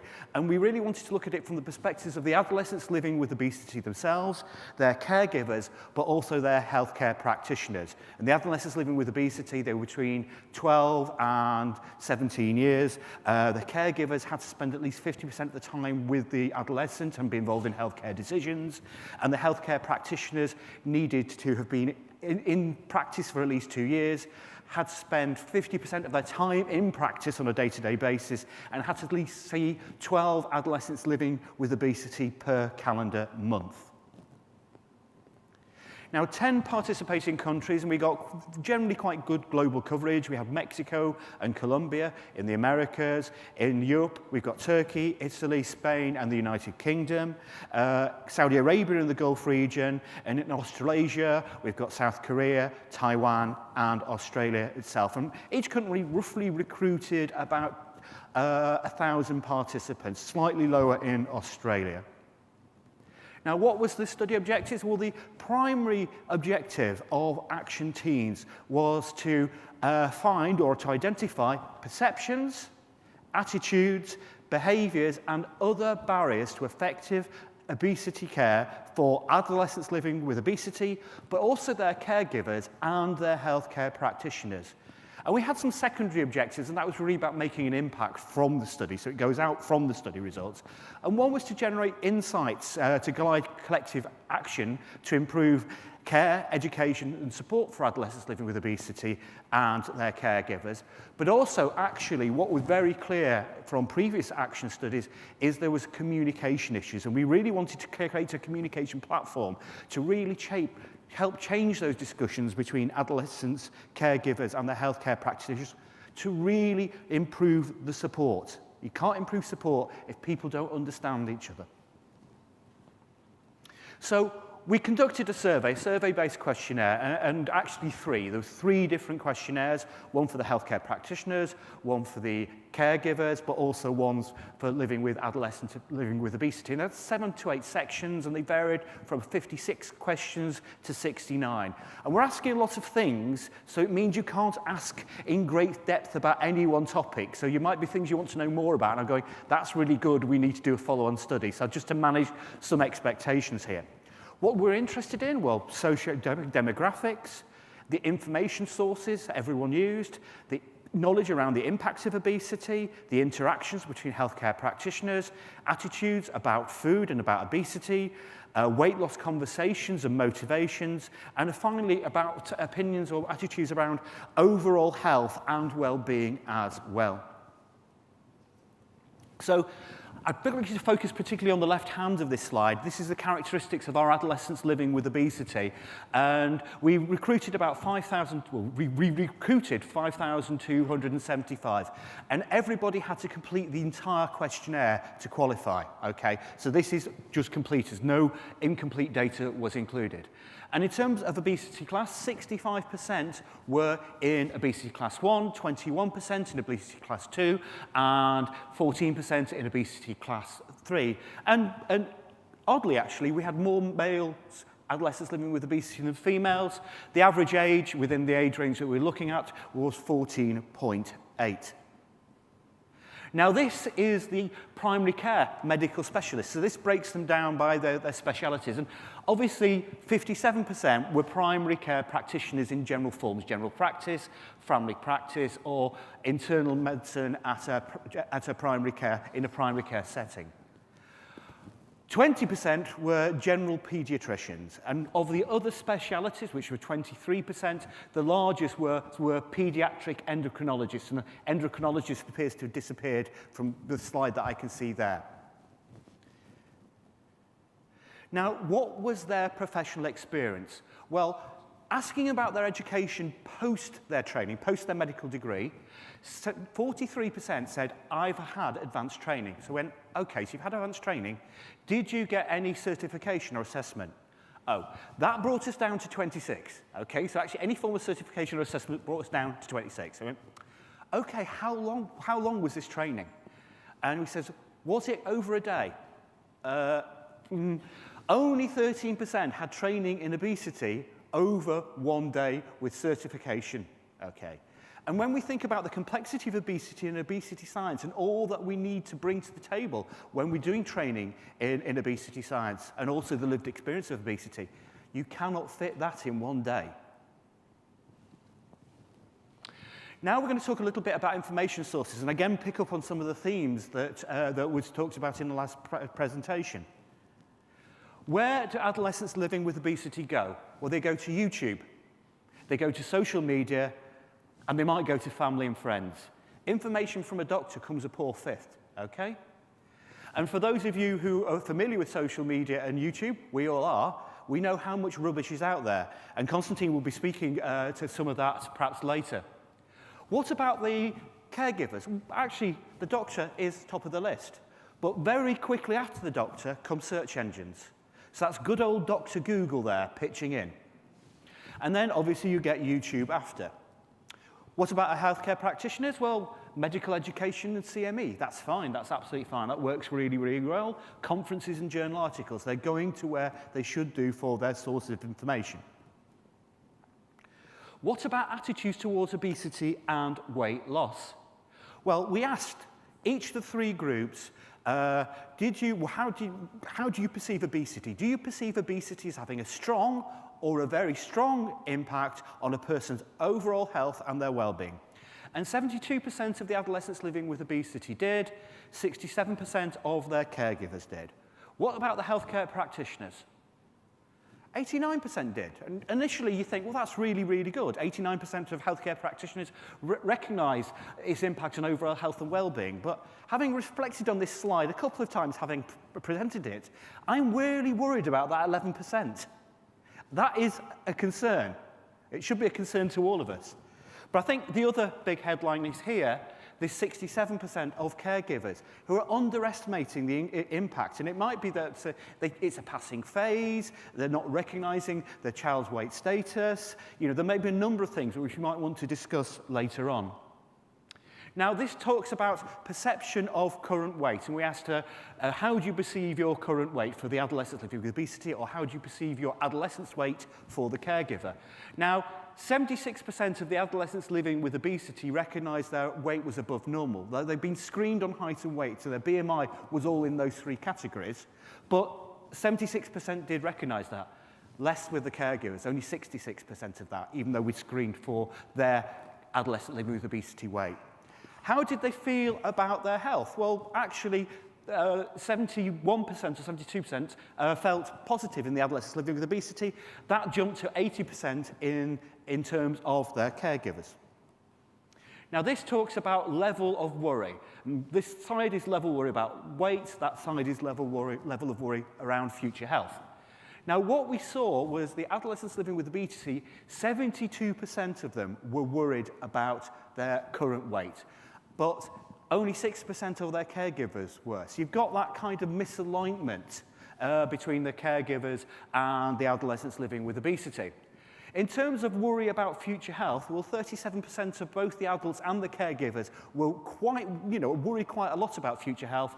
The rest kind of a little worry. People tend to defer concern about future health a bit. So, you know, people think, well, we've got time to sort it out. You know, there is time there. Now, this is interesting. This is attitudes to weight loss. This is about looking at how adolescents living with obesity view themselves and also how their caregivers view them in terms of their attitudes. So I could lose weight if I reset my mind to it, and my child could lose weight with reset my mind to it. Quite high levels, actually, quite high levels of that. My weight loss is completely my responsibility. That's a worrying one because 65% of adolescents think weight loss is completely, underline this term, completely, completely on my own, my responsibility. I'm highly motivated to lose weight. My child is highly motivated to lose weight. Some similarity there. If I lost weight, it would be easy to keep it off. If my child lost weight, it would be easy to keep it off. But it's this one. That's the one we really should be worried about. In terms of adolescent weight loss attempts, we can see on the left-hand side here, have you made an attempt in the last year, or has your adolescents living with obesity made an attempt in the last year? And we can see 53% of the adolescents reported making a weight loss attempt in the last year, but only 42% of their caregivers thought they made a weight loss attempt. And this is the one on the right is future attempts, the future attempts over the next 6 months. And here, over 70% of the adolescents were going to make, or predicted they were going to make a future weight loss attempt. It's more than that, I think it's, I can't make the number out now, 74, isn't it? Yeah, 74. But you can see few of their caregivers thought they were going to make a weight loss attempt. And that, in essence, is not surprising, because this is something as an adolescent probably you want to keep to yourself, by and large. So we shouldn't be surprised, but again, there is that mismatch there. Now, this is motivators for adolescents losing weight. And here we've got them in the light blue and their caregiver in the darker blue underneath. And we can see, actually, there's quite good correspondence in terms of motivations. There's a bit more understanding there. I want to be more fit and in better shape. I'm not happy with my weight. I want to be more confident, feel better about myself. Okay, what did the healthcare practitioners think? This is what they think. There, that's worrying. Wanting to look like their peers, improve social life, social interactions, and popularity. So it's very superficial, their view of adolescents living with obesity and why they want to manage their own weight. One thing they did get right was wanting to be more confident and improve self-esteem, which very much keys with that other one. So we come back and touch upon that self-esteem issue, and that's something that we can potentially build upon in these interactions. Now, in terms of barriers to adolescents losing weight, so this is what the adolescents say and their caregivers in the light blue, grey, and the dark blue. Not be able to control my own hunger, my lack of motivation, and I like to eat unhealthy food. Okay, let's think about the biology of obesity, and let's think about impaired satiety. So if your satiety system is not responding properly to the food that you eat, you're going to have real issues with hunger control. And the adolescents living with obesity won't know that, but they're actually reporting the etiology of their own condition in that statement. Now let's go to the third one down. What if your satiety system is not working? What happens? Your hedonic system, your reward system, is left completely unfettered, completely unchecked. And so there, I like eating unhealthy foods. Yeah, that's a rampant hedonic system because it's not being controlled by the homeostatic system. Sorry, I've gone into the biology of appetite control, which used to be my other job. But I think actually that we can pick that biology up in there. Now, what do the healthcare practitioners? They eat unhealthy foods, lack of exercise, and their preference for unhealthy food. I don't think their rating of preference for unhealthy food is a recognition of hedonic mechanisms. I just think they're going to lifestyle health and healthy behaviors. So they're going to the default. Even though many of them probably recognize obesity as a disease now. And that's kind of worrying. There's a mismatch between recognizing obesity as a disease and understanding its biological etiology, and then what they think is the reasons for the individual patient. And that we need to work on, I think. Oh, Eve's woken up, oh, bless her. Right, okay, so the big take-home with the healthcare practitioners completely missing, or by and large missing, that issue with hunger control. So finally, conversations about weight. And I find this really interesting because as a health psychologist, we were trained a lot in the early days of health psychology about physician-patient interactions. So it comes back to something that I learned in my undergraduate degree. So weight discussions, who started them? Well, the adolescents living with obesity said, well, actually, my caregiver usually started them, and they actually said their HCP was the least likely to start them. The caregivers said, yes, I'm most likely to start with them, so they're agreeing with their adolescents living with obesity. But of course, the healthcare practitioners recall that it was them who were most likely to start the conversations. And there's some interesting piece about, about recollection of these sorts of interactions here as well. This is the interesting one, though. Who should bring it up? The adolescents living with obesity thought, 55% of them thought it was their responsibility to bring it up. They certainly didn't want their caregiver bring it up, note on that slide. In terms of the caregivers, they thought the adolescents living with obesity should bring it up. And the healthcare practitioners were a bit mixed in their responses. And I think many people think in our field, and quite rightly so, the healthcare practitioner has a responsibility here that they should bring it up. But in light of what we were discussing in the last session, these are really, really complicated conversations. And it may be that the adolescent is presenting with other things around mental health issues or eating disorders, and you may have to make that therapeutic decision not to do that. And also remember, you have to ask to start the conversation as well. And the adolescent living with obesity may not want to start that conversation. And then you terminate and offer an opportunity later on. Now, this is about the feelings around having that interaction with the healthcare practitioners for those who had those interactions. And how did they feel? The adolescents in the light grey and the caregivers are in the dark blue again. And again, you can see lots of correspondence with them. And within these things, they put positive net and positive negative, net positive and net negative. I think that kind of dumbs it down a bit. What you will feel as an adolescent living with obesity is a complex mixture of emotions during that therapeutic interview. So you might feel motivated, supported, hopeful or relieved, but you might feel ashamed, depressed, confused, discouraged, blamed or offended as well. Okay? You can feel all of those or some of those in any therapeutic interaction. One thing I think we're doing is we're underestimating ashamed. Okay? And I think we do really need to focus on shame here a lot. Another thing I would point out is we see surprise at the bottom. I'm not sure that surprise is actually a positive experience in a therapeutic interaction. Surprise, you're living with obesity. That doesn't really strike me that it should really be in that positive column, but nonetheless. Now, finally, I've gone to, I seem to be on an earlier version of this presentation, but it doesn't matter. So I was going to show you a breakdown of mental health and well-being by obesity classification, but I'll just give you the headline anyway, that adolescents living with obesity have poorer levels of mental health and lower levels of self-esteem, as measured by the Rosenberg self-esteem. And unsurprisingly, that's associated with obesity class, so class 2 and 3, with gender, as in female, but also with age. It gets worse in age. So that's the missing slide. I've got to tell you about it anyway, so it doesn't matter, and it'll be on the slide sets that you get. So anyway, to summarize, only 13% of healthcare practitioners receive more than 1 day of accredited training in obesity and weight management. 72% of adolescents living with obesity perceive that obesity had a strong or a very strong impact on overall health and well-being, so it shows a level of knowledge out there. Adolescents living with obesity reported to a desire being in a better shape as their main motivator, while the healthcare practitioners seem to focus in on appearance and social life. But thankfully, they both had a common ground on the self-esteem bit. And remember what I've just said about the slide I didn't show, self-esteem is important. And 65% of adolescents living with obesity assumed full responsibility. I cannot stress this, full responsibility. So they're struggling on their own, and they're going to YouTube. And this is not a position that we really want to be in.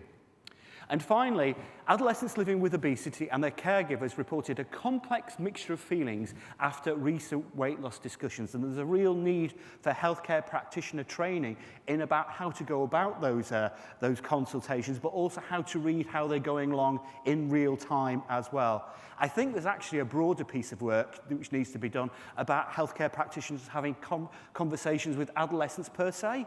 I talk to my healthcare practitioner friends and they say, we've received minimal training on this. So I think there is a broader piece around not just obesity, but mental health and other conditions as well. So I thank you very much for your attention today. And if you're interested in the study, feel free to get in contact with us. Thank you very much.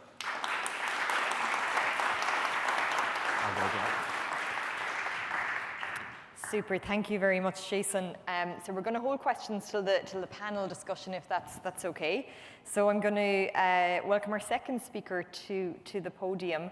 So Konstantin is joining us from Bulgaria today, which is amazing. Thank you for traveling, Konstantin. So Konstantin holds a master's in law from Sofia University and also has 2 years of software engineering. And he's here today, I suppose, because he's very active in patient advocacy, representation, healthcare improvement, and he's currently working on founding the first patient organization for people living with obesity in Bulgaria. So I'll welcome Konstantin to the podium. Thank you. Thank you so much. Hello, everybody, and thank you for having me. I have a bit of a throat issue, so I'm sorry if from time to time I'm having a quick break. I'll start by giving you a quick introduction of myself. As far as obesity and living with obesity is related, I'm 26 years old right now, and I have been fighting with obesity for literally my entire life. I've had bariatric surgery done like, I believe 4 or 5 years ago now, and I've lost 90 kilos, but then again, when I thought that it was over, I gained 20 during COVID, so currently still fighting obesity to this day. Why isn't it working? Can you do next slide? I don't know why, but it's not. Here we go. I would like to make a quick comment on Jason's presentation and research, the action team's research. I've actually had the opportunity to provide independent commentary on it in Maastricht. And I'm very well aware of the things inside. And what's concerning here is you see numbers and I see myself. And you're like, yeah, that's fine because you've lived through it. But what's concerning here is I've lived through this like over 10 years ago. And the study is recent. The study is from this year. So how are we still at the same place we were 10 years ago in the obesity field? Do you remember your phone 10 years ago or 12 years ago? Do you remember what you were using? And it's even worse now with obesity. So that just puts it into perspective, everything he talked about. I have a couple of things I would like to specifically touch on.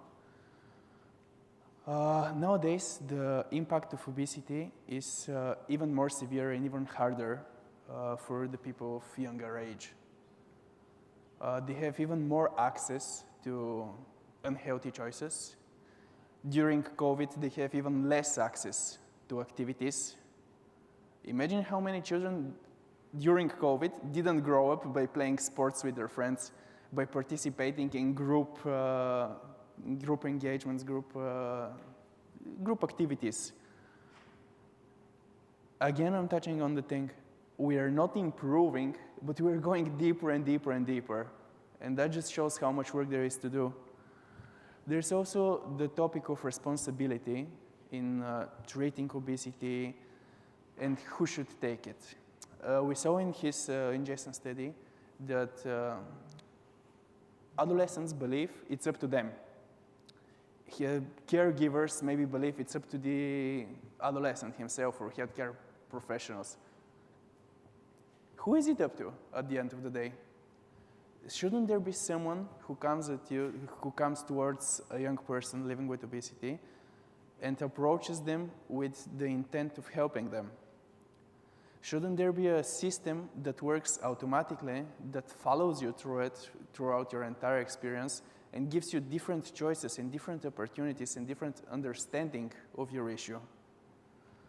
At the end of the day, we saw that most of the adolescents living with obesity believe it's their responsibility. How can it be their responsibility if they have not even fully developed yet? They don't have the knowledge required to undertake such big responsibility. The other question is, who should initiate the discussion about weight? So we saw that healthcare professionals lack education on obesity, on specifically obesity. So I remember going to my GP, and I was obviously overweight. He never proposed a treatment or any sort of information or help until I specifically asked for it. And what was provided to me back then was a nutritionist who at the time didn't work out for me, didn't work out at all. So I went to this nutritionist that was recommended to me by my GP. And basically this guy gives me a straight up plan that he gives to every single other person that comes into his office this day.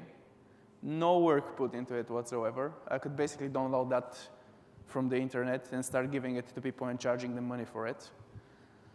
No personal interest in me whatsoever.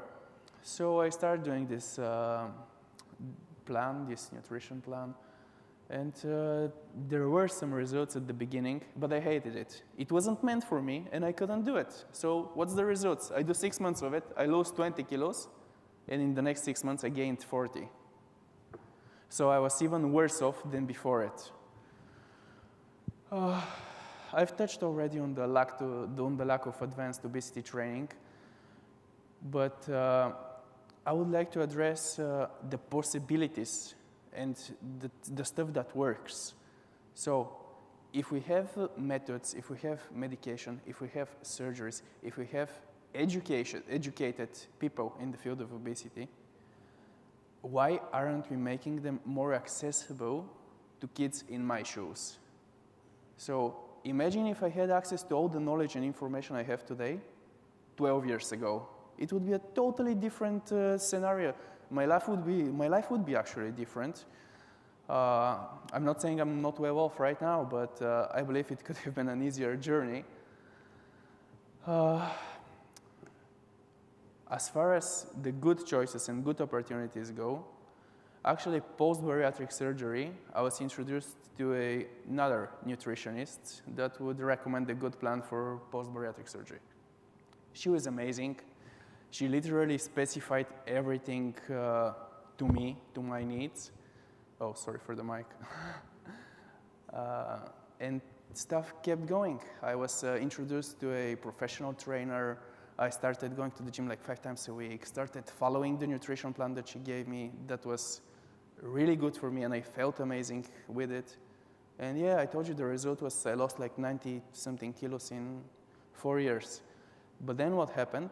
They took that away. So when COVID hits, they're closing every single gym. They're closing every single group activity. So now you're used to burning a certain amount of calories and doing a certain amount of exercise and eating a certain type of way. Next day, you're close at home, no activity, access to all the bad food you want, delivery and everything. What's the result? I gained 20 kilos. I'm currently on pace to losing it back and following a strict nutrition plan as well. But that just goes to show you that it's never over and the journey is never complete. It's for your entire life. And if you lose it for a moment, the impact of it is long term. As far as weight loss attempts go during your adolescent years, I've made countless of them. Like I remember not even the consultation with the GP and the nutritionist that didn't help, but I've tried fitness, I've tried every single sport out there. I was obviously very tall. I did basketball, I did football. I really enjoyed swimming, and those were all very good, but short term. Because once I stopped doing them, for whatever reason it was, I was a child, like my interest would change like month per month. And once I stopped doing something like that, there was a severe impact of it after. And if I'd go to the gym for 6 months, lose 15 kilos, I'd stop and gain them right away. The motivators for weight loss during, at least for myself, during my teenage years were obviously different from what healthcare professionals think. I never wanted to fit in with my friends or look like them or just generally fit in the environment. You don't want that. You want to participate in the same things that they're doing. So for example, if they're going hiking and you're thinking to yourself, oh, there's no way I can undertake that hike and there's no way I'm going to be able to make it to the top, you're missing out on an activity with your friends, which is crucial. Maybe school trips. You're thinking to yourself, oh, wow, I'm going to be stuck in a bus for 2 days because you're traveling somewhere really far and the seats are really narrow. How am I going to fit? It's going to be an environment you would not like to be put in. So trust me, the motivators for adolescents living with obesity is far off from what people are thinking. They just want to be healthier and they want to be able to participate in all the stuff their peers are participating in. The barriers to weight loss are countless, and every single child right now is facing them. What we need to do is work. We're obviously doing that here today and on many other occasions. But as we see, things are not improving. Things are getting worse. More and more people are being subjected to the obesity disease every single day. The barriers to weight loss are not being able to get a good consultation with your GP, not being approached by the healthcare professional, not being given the opportunity to treat the disease. We're not even talking about the disease in most countries. That shows you enough. Like, obesity is not recognized as a disease in most countries. That just shows you how many barriers there are. I can go on and on and on. Also, the lack of support is a big one. And now I'm going to touch on something specifically that Jason told you on YouTube and social media. When you have that lack of support, what do you do when you're young? You go on the internet and you start searching for solutions. The first thing you think about doing is going on YouTube. Okay, or TikTok nowadays. But if you're looking at something more professional or opinion-based, you're going on YouTube, not TikTok. So you type in the search engine on YouTube, weight loss. Good. How to lose weight or whatever. The first thing that pops to you is some very fit, strong man or girl who starts the video off by telling you, you want to lose weight? I'm going to give you the most important tips and tricks and so on and so on. 30 seconds are passed. 30 seconds pass through the video. What happens? The person who is filming the video, obviously the social media influencer, starts promoting his product. And you see this extremely good-looking guy, abs, big arms, very strong, like tip-top shape. And he starts promoting his product to his audience. Nothing wrong with that, right? But what's the impression that he gives? Oh, you want to look like me? Well, this is what I'm taking. I'm taking this supplement. I'm doing that. And if you want to look like me, you have to take that. That's just a business model that is so effective nowadays. They are making so much money out of it, you wouldn't believe. What's the issue here? The issue here is this is unregulated advice. And the first advice that children and adolescents are receiving is not regulated. There are so many good research being done and so much good information on the internet. We should make some sort of an arrangement that this information is being pushed to children, and that every time someone goes on the internet and starts talking about this disease, they need to provide some sort of source to everything that they're saying. And if you're saying, oh, you need to do that to lose weight, how do you know that I need to do that? Show me where you read about it, who did that research, give me a professional and educated advice. Don't just go to the first dude that grabs a camera or his cell phone, he puts on selfie mode and starts recording and talking about losing weight when he's on so many, I won't even go into that, on so many supplements. I'm running out of time, but some general issues are the attitude towards weight, the attitude towards weight loss, which obviously it's not being looked at good in our day. We need to be more accepting of people and less judgmental. And also, if you manage to lose the weight off, don't think it's over. It's never over. It will be for your entire life. That's why we need to build a system for it. Thank you so much.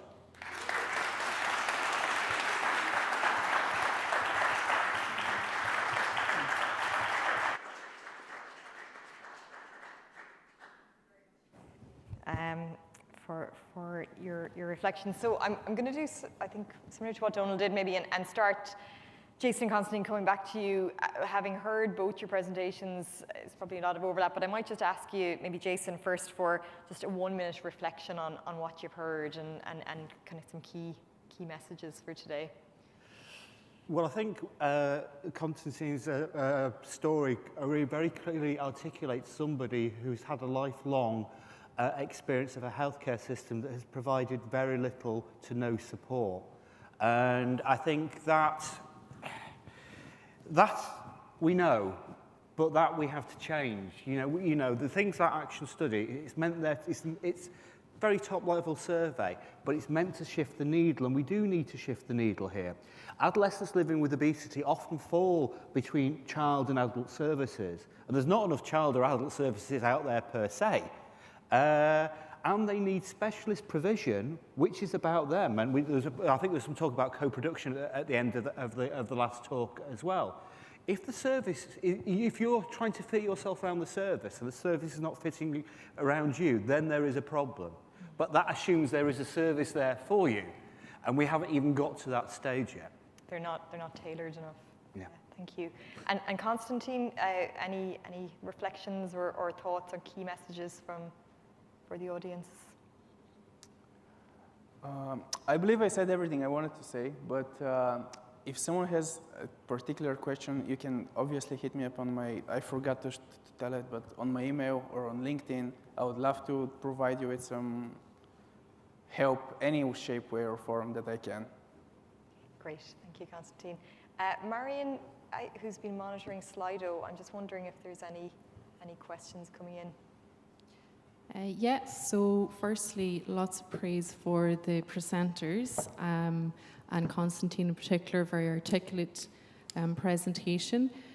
Many of the questions coming in are from healthcare professionals, and a lot of people asking about the availability of training for healthcare professionals, particularly around obesity stigma and raising the issue. So we might go to Jason first on that. So that whole concept of like, how do we do better with training? What's needed?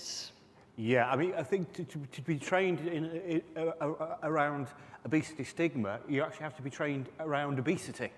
And we know that in terms of most healthcare professional pathways, obesity doesn't really figure, at least in a way it should. I know there's many people committed to changing these medical curricula. But if we think that obesity is a disease and is a gateway to other chronic diseases, and we know is a risk factor in terms of the consequences of being infected of a number of other diseases, as we've found out for the past 2 years, we really do need to reevaluate where we put it in the medical curricula in the first place. I think we also need a training about how to have those discussions, how to have respectful conversations. I think that it should be across all healthcare, not just obesity, but obesity is the real hotspot around where this is not happening. And so I think there's a lot of training that we need to do for healthcare practitioners in terms of how to work with the patients and how to work in partnership with the patients, a new model within primary care and within more specialist clinical settings. And I know many of you in this room are committed to doing that and are examples of doing that here within Ireland and beyond. So, you know, that's what I'd say. But yeah, there are opportunities. Certainly ICPO and ASOI work a lot on training within Ireland, and we certainly, you know, are looking to scale that up. And you saw some of the activities that you were talking about. And there will be national obesity societies and associated patient representative groups in countries across the world who are happy to give this training, do give this training within their congresses, but often go to congresses outside that, such as we went to the Royal College of Physicians in London and did some training there in the UK, and there's similar examples across Europe. And if you want training, go and ask, and we'll find money, we'll find some sort of support to come and give it. And that will always be in partnership with people living with obesity, because you can't have training on stigma and exclude the people who are being stigmatized. It makes absolutely no sense.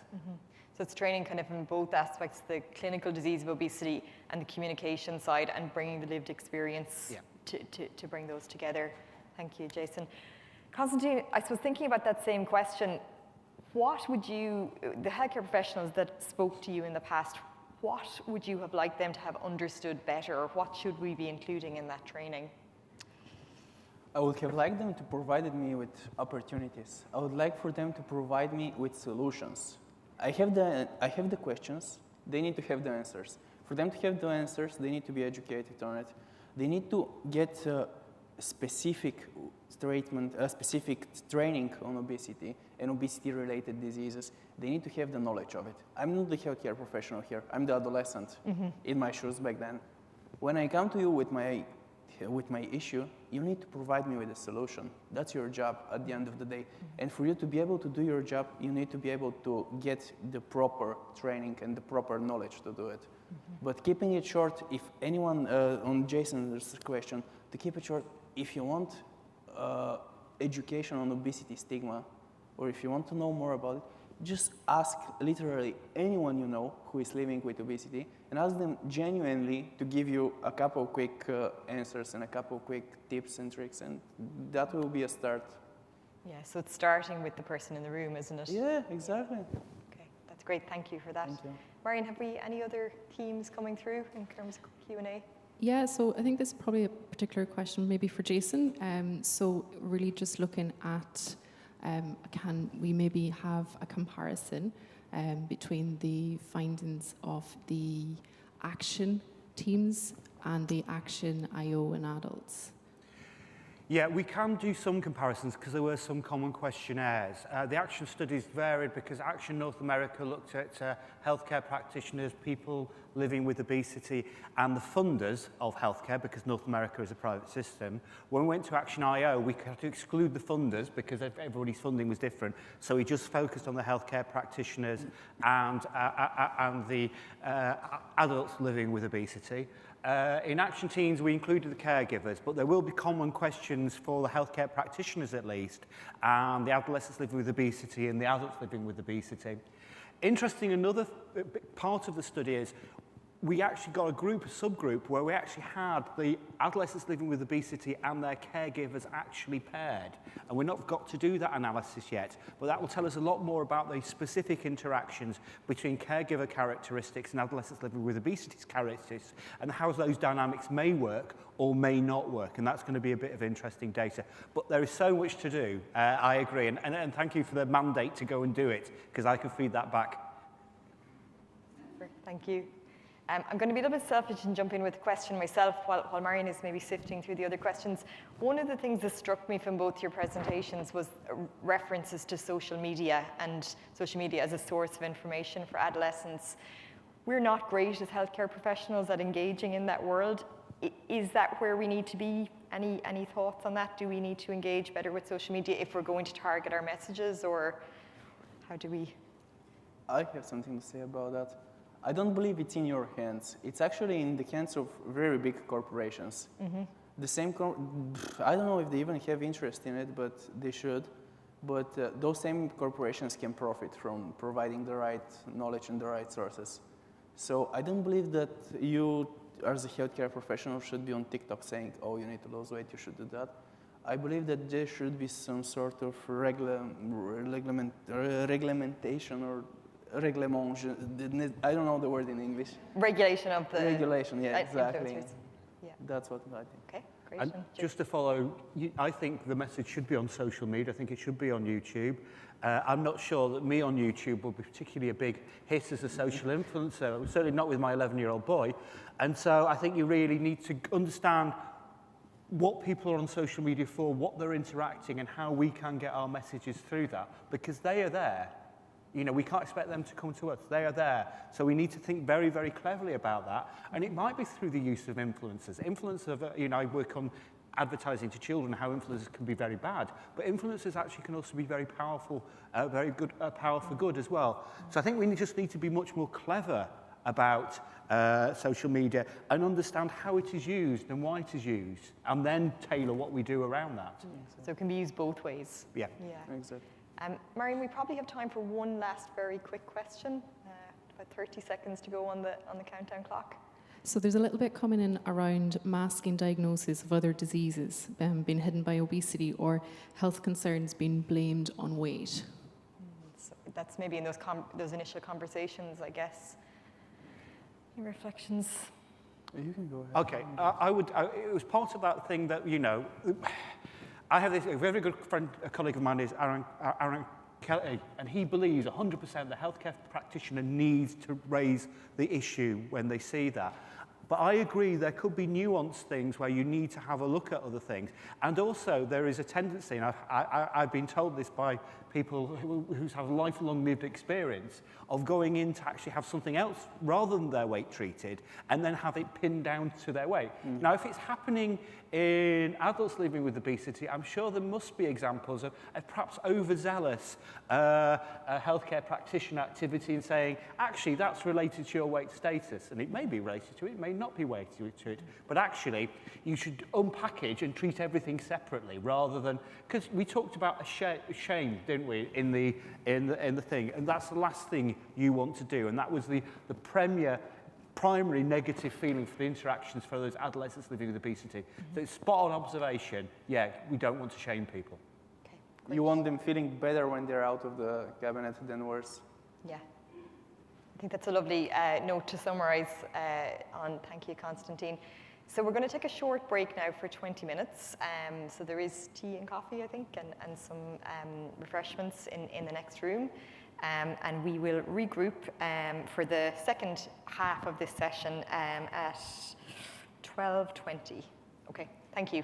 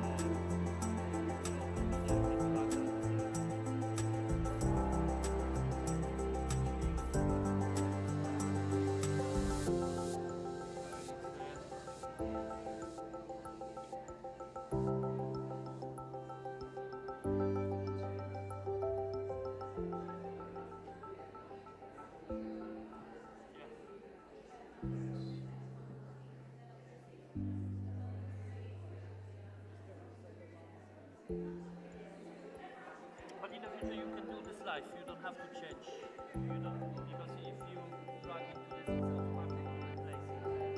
It's not going to happen. Yeah, it's automatically instant. So the people actually, they could notice only the hashtag this exchange, like just for the future, you don't need to, if somebody asks you, oh, can you do this, actually, we need that, and there's a wrong name or something, you can do that. I don't think I've ever made mistakes. Everyone makes mistakes. It's part of our life.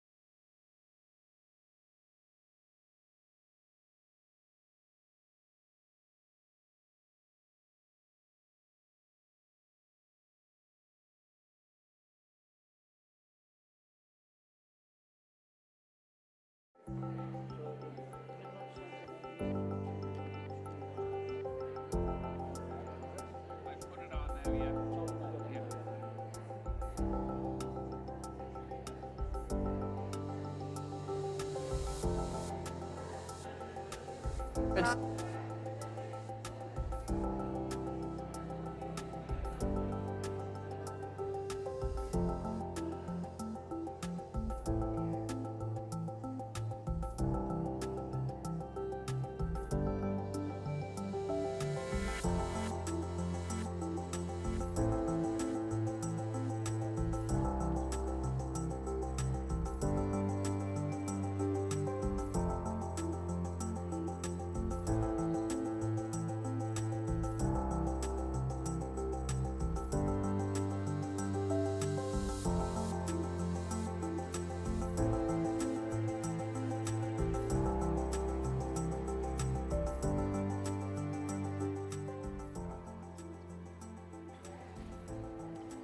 we restart?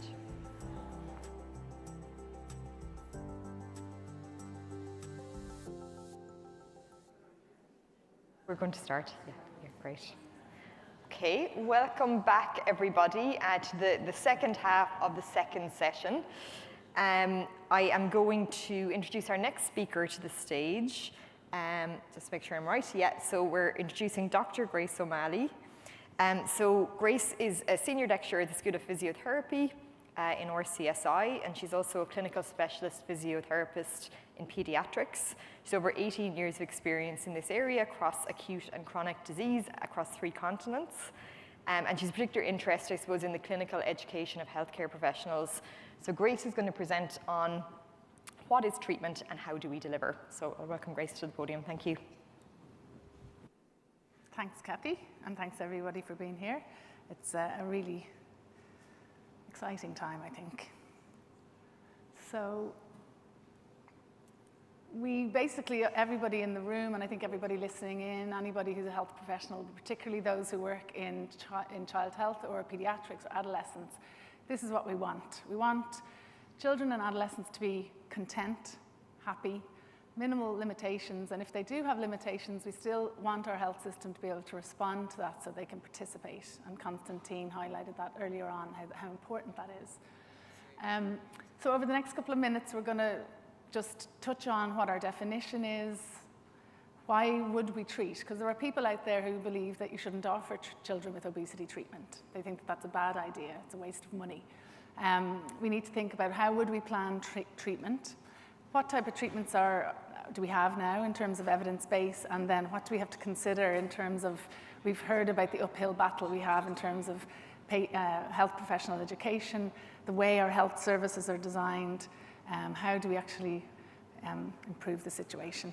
So for those of you who don't work in child and adolescent health, we use growth charts. We monitor growth as a vital sign in pediatrics. So like you go to the doctor and you get your heart rate checked and your breathing rate or your blood pressure, in pediatrics, growth is a really important indicator because it'll help us understand if children are failing to thrive and if there's reasons for that, or if their weight is growing faster than their height.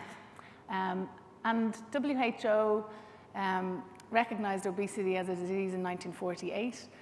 It's an abnormal or excessive accumulation of fat tissue that impairs health. So we're not just talking about body size or shape. We use BMI and a growth chart to do this first screening step of, okay, well, who are the children that might have a problem with underweight, and who are the children who might have a weight above, I just want to go back a slide, yeah.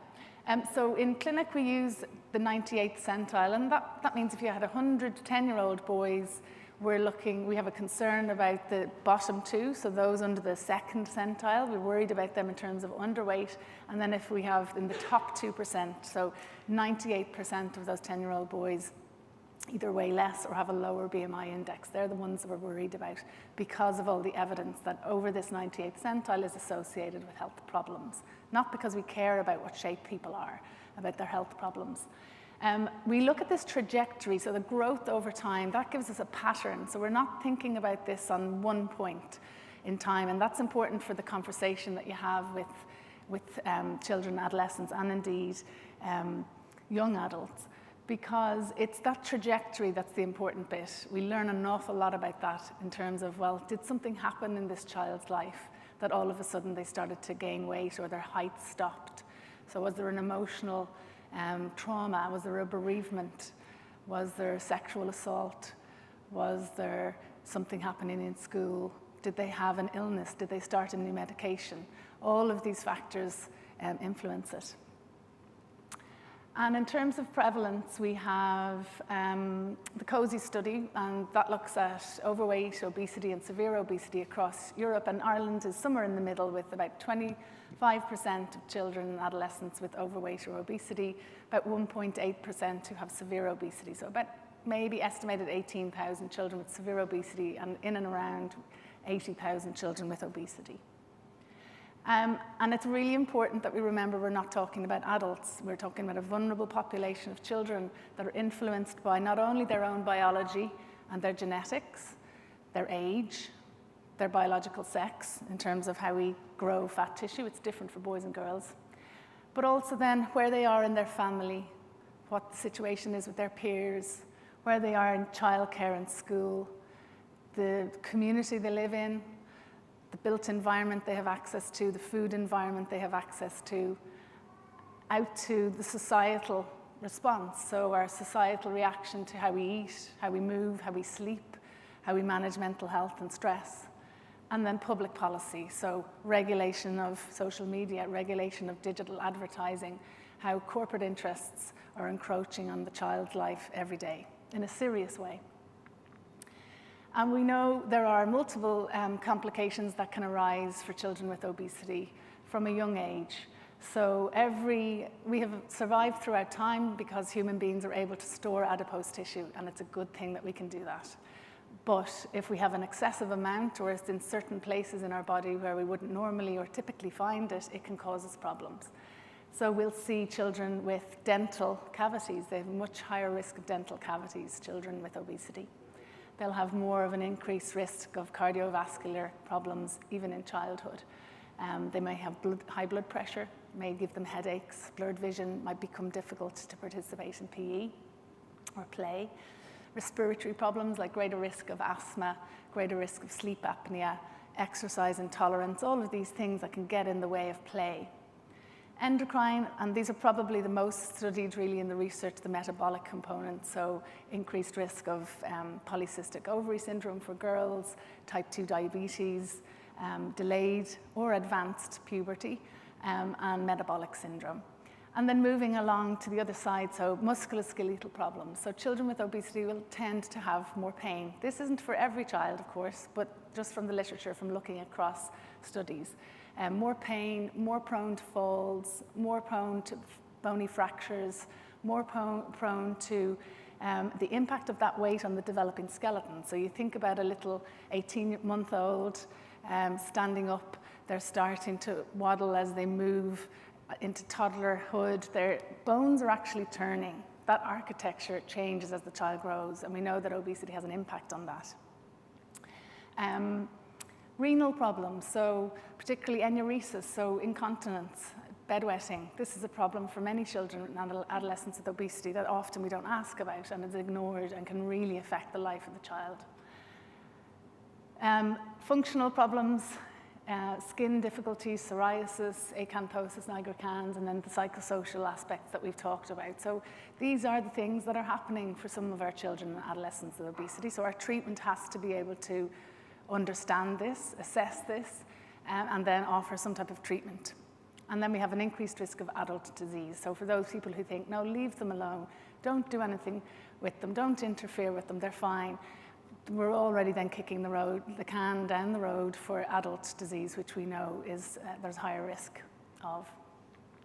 So in terms of when we have an assessment, we've talked about the life of the child, and we have different developmental stages. We have an infant who's completely dependent on their caregiver. We have a toddler and a young child who's developing their own personality, their own autonomy, what they want, what they don't want, and then moving in towards adolescence.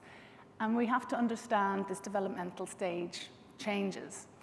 So we use things like understanding the life course of the child, where they are, what the dynamic of the family is, and then staging tools. So this is used in adult obesity as well, but we use the Edmonton obesity staging system, which stage 0 is the child may be large in terms of growth chart, but they have no complications. So they have no medical problems, mechanical problems, movement problems, no psychosocial issues. So there's no concerns around maybe child welfare, child neglect, mental health, things like that. Stage 1 then means that there are mild impairments or mild health difficulties, moderate, and then stage 3 is severe. So how you treat someone with stage 3 obesity, where they might be losing their eyesight, they might not be able to get up out of a chair at all, they may be very dependent on their family, they may need to use CPAP for sleeping every night. That type of approach is very different to stage 0, where a child may just be large, but they're happy and healthy, and there's no problems in terms of their health. So we have this classification of a disease code, E66, and every condition and every disease that we know within health and medicine has this code, so that we can code how we look after these conditions and how we pay for them. But the WHO also has this international classification of functioning, disability and health, and this extends just a label of a disease or a condition. So if a child has asthma, a child has cerebral palsy, if a child has obesity, we're not just focusing on how the body is working, and unfortunately, mostly in medicine and research, that's what we've focused on. What's happening with the blood sugar? What's happening with the heart rate? How is the heart system working, or how is it limited? We move beyond that. We think of, well, how does that affect the child getting up out of a chair, getting out of bed, lifting a cup to drink? How might it affect going to school, walking to school, playing with their peers? And we've spoken a little bit today about really listening. Healthcare professionals have to be better at listening, but we really need to listen to the child across their lifetime and understand that at different ages there'll be different challenges. These are just quotes picked up from clinic over the years of how the children that we've met in clinic have felt or what has bothered them. Some of them talk about the physiological effect of having obesity, but some of them actually talk about the social exclusion or the teasing, which is not to do with obesity, that's to do with society. So it's the same in disability or mental health. It's not the disease of obesity that makes you be teased, that's actually the people around you. So we've been delivering treatment in CHI at Temple Street for the past 18 years, and we're moving towards this really exciting phase of, really building up treatment throughout Ireland. So we need to understand that what are we talking about when we say treatment, because it's very different to adults, and we're not focusing on weight loss. So we conducted a systematic review led by our postdoc, Dr. Louise Tully, who the HSC have taken on a wonderful asset by getting Louise. She's left our team and she's now working in the health service, which is fantastic for her and for the HSC. So Louise led a systematic review. So in healthcare, you have clinical practice guidelines, and this is like a document that helps health professionals understand, well, how do I treat asthma? How do I treat cerebral palsy? How do I treat COVID? So a systematic review looks at all the evidence for these clinical guidelines, and we graded them for the ones that were high quality, because some of the clinical practice guidelines aren't really based on evidence. They're based on opinions of people who work in the area. So we wanted only the highest quality ones. And we had 9. And the things that they had in common were that they all felt that child and adolescent obesity required a holistic assessment. So you need to look at the medical history of the child and family. You need to be looking at what complications they might have. Are there any underlying conditions that could be causing this obesity? Are there medications that could be causing this obesity? And then they needed to be able to refer to get specialist help and across disciplines. We also, across the guidelines, saw that it was so important to have holistic obesity treatment because it's, again, different for a 3-year-old to a 14-year-old, very different stages. It was felt that there had to be specialists who were trained in the area, and that it had to be tailored to the family's preferences, their cultural background, their beliefs, and that it had to be family-based, especially for children under 12. So we do not have a situation where we have young children coming in and we're talking about their weight to them. That's not what treatment is. And anyone who thinks that that's what we do, they're wrong. We don't do that. We talk about the child's strengths and how we can support them. And the multi-component aspect. So again, it's not a diet. We're not talking about dieting. Often we're actually asking children to eat more food. The problem is they may not be eating food. Some of these children are eating very high, energy-dense, nutrient-low edible products that are marketed to them. They're not food. So often we're shifting onto a food-based nutrition that's age-appropriate, and that we're implementing also fun physical activity. We're trying to improve their physical fitness. We're trying to reduce sitting time, screen time, exposure to advertising, particularly on social media, and we're using psychological support for those children who might have mental health difficulties or anxiety, depression, that type of thing. And then we need to think of, okay, what's next beyond that? So what about these children that feel hungry all the time? They have this biological, physiological drive to eat always that can't be sated. What do we offer them? And we know from the evidence that we need to have medications to help with that. And we have 1 or 2 medications that are approved for over 12s that can be used.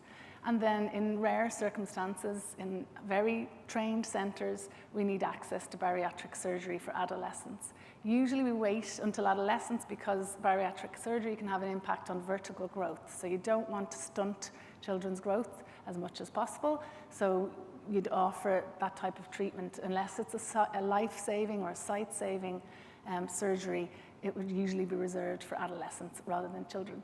So overall, you're trying to reduce the adipose tissue. So you're not talking about weight, we're thinking about body composition. So if we can increase muscle mass, increase water in the body, so our hydration status, and if we reduce adipose tissue, sometimes the weight stays the same, it doesn't go down, but we have moved into a better system of body composition. We want to optimize nutrition, we're trying to increase self-efficacy, self-esteem, confidence, trying to increase physical fitness and activity, and then improve sleep, because we know that these are all the factors that will help the child in terms of their general growth and development, but also their obesity. So just to highlight kind of, I suppose, what happens in our service, and some of those are gone a bit wonky. So we have a referral, obviously it's triggered by either public health nurse or GP. They refer into Children's Health Ireland. The child sees 60% of the time it will be a general paediatrician. Sometimes it might be a paediatric endocrinologist, a dermatologist, an ENT surgeon, orthopedic surgeon.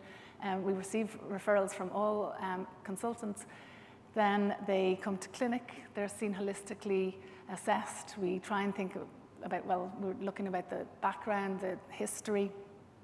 We're staging them, we're figuring out, well, does the family want to be here? Did they just come because they thought they should come, or do they want support? And most time, by the end of the conversation, teenagers and children say, I'd like to come back. And that's who we ask first. And then often the parents will say, okay, yeah, that's great, they want to come back. And then we're thinking about this kind of wraparound support, trying to integrate with primary care, link with community services, GP services, social work services, TUSLA services, thinking about transition, thinking about their school, what's happening there, do we need to link in with schools or residential care, that type of thing, and then evaluations, that's the final one. So we need to look at the impact of our service, and we've started to do that in the last couple of years. So this is just some work from one of those pieces of work which looked at the impact of children attending our service in Temple Street. So over 1,000 children referred, about 856 then we have follow-up data for, and 65% of them were just looking at reduction of body mass index standardized deviation score here. So we have lots of data to analyze around quality of life and fitness and mental health, but this is the first one we wanted to look at. And on the right, you'll see what's called a waterfall plot. And no matter what treatment you have, whether it's aspirin, whether it's a drug treatment for any condition, you'll have a waterfall plot. So you'll have some people who respond really well to that treatment, some people who don't respond at all, and some people who actually get worse because of the treatment or their condition progresses. So 65% in our service were getting a reduction. Those were across a very good spread of socioeconomic status, because children in disadvantage will have double the risk of obesity. So it's really important that we can make sure that we're not just seeing affluent families, that we see children who are living in disadvantage, and how is our service working for them. About 9% of our families in our service are living with homelessness. And of course, the approach for treatment of someone who's living in homelessness, if they don't have a fridge or they don't have an oven to cook food, is very different to a family who may have someone at home who can cook, and they have a table and they have a kitchen. Very different approach. It compares favorably to kind of similar Tier 3 services in the UK. So Matthew Sabin and colleagues published some work on 137 children with obesity. This was back in 2007. And usually we're aiming for a reduction of 0.25, like that's kind of where we want to be. This is a different type of patient group, I think, but our younger children do better in terms of they've got more height potential, so you'll usually get a better reduction. And then hopefully we're getting improvements in all the other metrics, because it's not just about weight, obviously. So from the guidelines, the other things that were there was just uncertainty about is this impact of training. So it was clear that there wasn't enough training. The adverse events, and we've heard about some of these earlier on in terms of eating disorder risk, long-term risks of treatments, and then the outcomes of in long term. And that's something that usually these randomized controlled trials, these type of high-level science-based projects are short-term, and many will lack kind of long-term follow-up. So then this brings us to kind of another piece of work that we've been doing, which is the Landscape Project, and this is in collaboration with Sarah O'Brien as Knowledge User Co-Lead and the HSE, funded by the HOB, and lots of colleagues from around the country, many of whom are here today. And we want to try and understand, okay, well, now we know what treatment is, well, how do we improve it in Ireland? What do we need to know about it? So we've conducted our systematic review. We're just about to publish that. We've conducted a health professional survey and focus groups, and we're just moving into the survey with families and interviews with families. And thanks to Niamh Arthurs for help with slides, by the way. Thank you very much. So just some top-line information about who's filling out our survey and where are they working. So we have multiple disciplines, which is great, across the specialties of medicine and then into nursing and also health and social care professionals. They're working in general practice, HSE primary care, social services, family support, CAMS, public hospitals, private hospitals, and disability services. And that's because children with obesity are in all of these services. So when we asked our professionals, did they have time and resources to access training, most of them said no. Most of them didn't know where to find training, which was something that we can definitely do something about. And they didn't really know what training they need. And that's good, because if they don't have training, they shouldn't know what training they need. If they did know that, that would be a problem.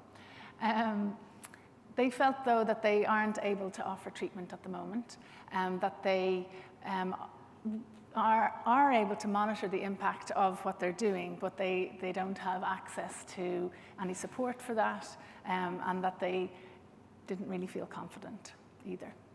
So when we then started having our focus groups, kind of three key findings. So this idea of advocacy for the role of different disciplines, this is important because those of us working in childcare, child health, know that the multidisciplinary team is essential, because you'll have cases where a child, for example, may be not developing properly and they need to see the physio or the OT to check if there's a developmental problem or a neurological disease. They may need to see orthopedics for their bones. They may need to see nursing for continence health. There's all of these disciplines that work as part of the child health team. There's a hesitancy in discussing obesity due to the fear of causing harm. That's a positive finding. That should be there. We should be really conscious about what we're saying and are we causing harm.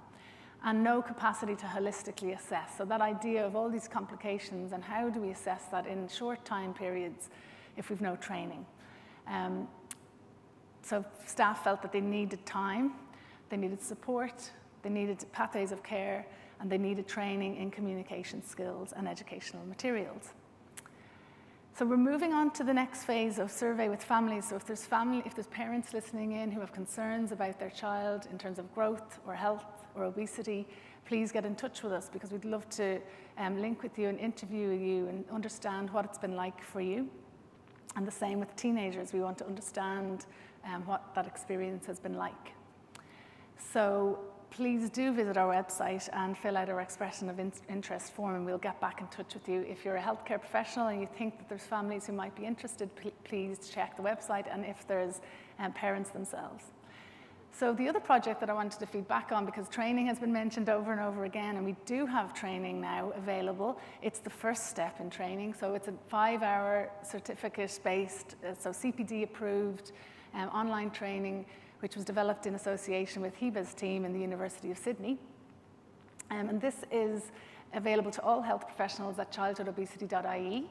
We've had over 1,000 people enroll. We've delivered 888 hours to date, and 668 health professionals have completed the first hour of training.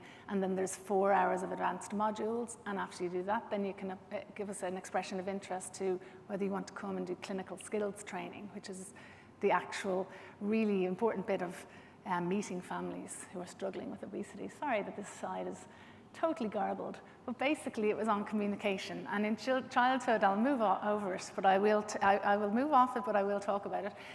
In childhood and in adults, the most important step is respect. So anybody who comes before you, you are respecting them. They're coming with their lived experience. Parents are trying their best. Sometimes they're dealing with a situation they have no control over. The child is in a situation sometimes they have no control over. We have to use a strengths-based approach. We understand the child across their developmental stage. We use words of respect. We try and understand how the family want to talk about it. We open up this can. Sometimes we'll have an emotional reaction because sometimes this is the first time that that burden's been lifted off the family to finally be able to talk about it in a safe environment with people that understand it. And then we were at this point where we have one EASO Centre of Excellence in CHI Temple Street and across CHI now, which is fantastic. We have committed health professionals all across the country, and our work in the Slaunch Care Project and Landscape, we have met so many people across the country who are really willing to get involved and help and signpost and refer and treat. So we need to build our capacity, and thankfully, I mean, it's an amazing situation where we now have political support. So final thing, we need to obviously continue our training, and then we need to think about COVID and telemedicine and how we bring that in, because Constantine raised a really important point that when we can't, as a public health service, keep offering face-to-face visits, we need to then have follow-up support, probably with telemedicine, and bring in that technology component. So thank you very much.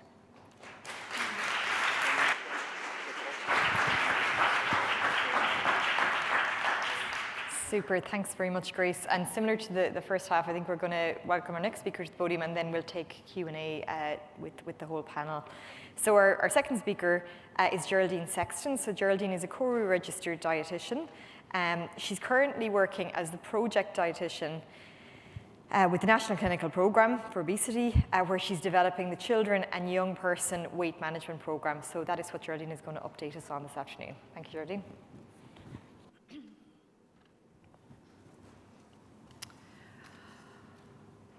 Okay, thank you, Cathy. So everyone, hi, my name is Geraldine, and as Cathy said, I'm one of the dietitians working with the Health Eating Active Living Programme and the National Clinical Obesity Programme. And I have had the privilege over the last 12 months to be working on this innovative programme, which is to develop a specialised MDT weight management service for children and young people living in Ireland.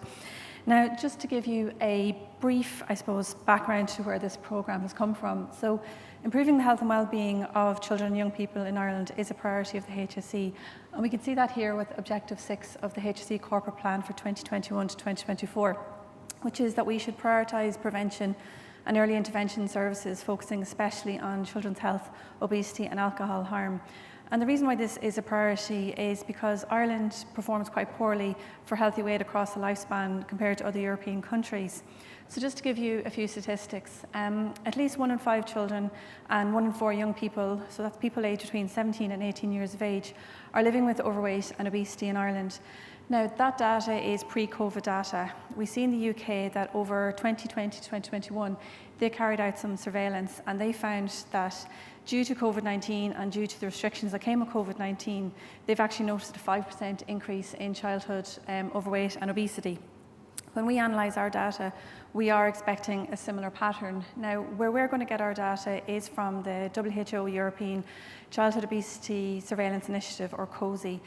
So they're currently in their 6th round. So that runs from the school period of 2022 to 2023. So we should have data towards the end of next year. And as I say, we are expecting a similar pattern to what's been seen in the UK.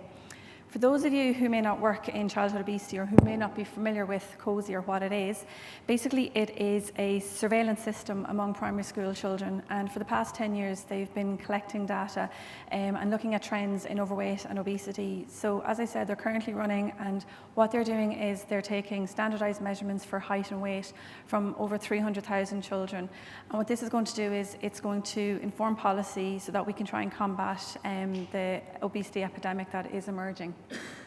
To give you another statistic then, at least 85,000 children and young people of this generation will die prematurely due to overweight and obesity.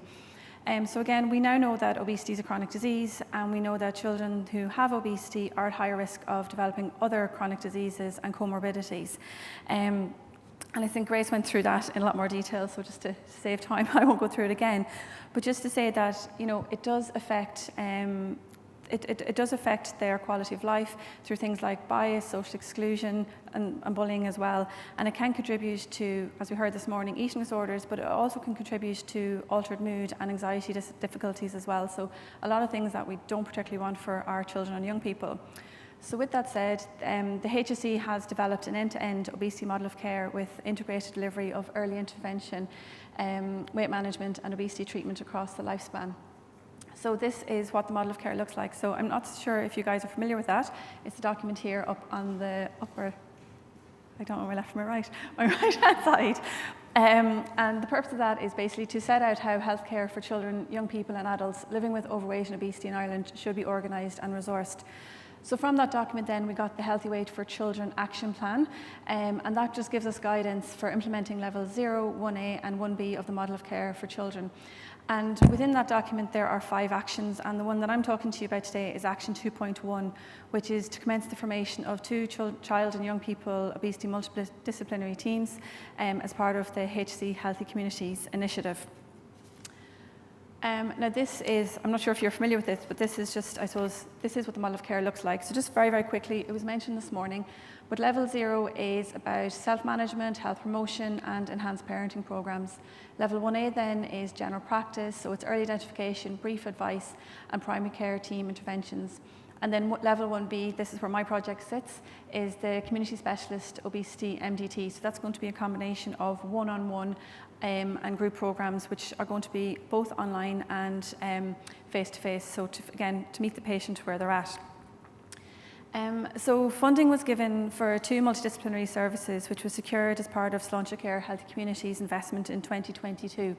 Don't worry, this is a busy slide. I'm not going to go through it all, but just to say that there were certain criteria that the different CHOs who are interested in securing these services had to meet.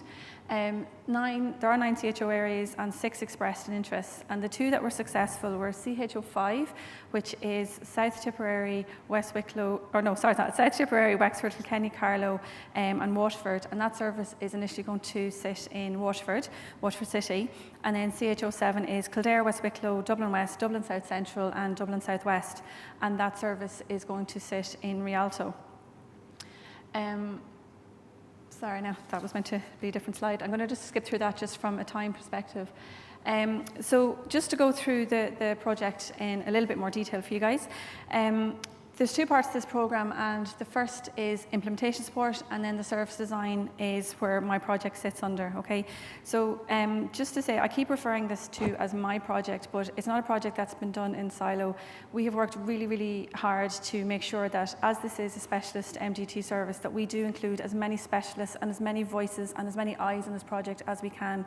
So just to give you an idea of how the project has been designed, we have a project team which has a representation from a wide variety of disciplines. So we've got dietetics, psychology, physiotherapy, medicine, nursing. With the work that we produce then, it goes to the next level, which is an expert working group, which again has another layer of experts who review the documents and ultimately give it sign off. And then we have the Obesity National Clinical Programme, who has oversight over the entire project.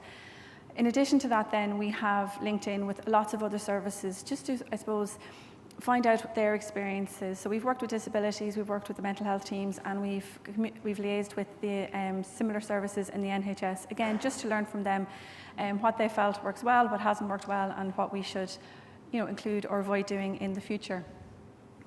Am I on the right page? I am.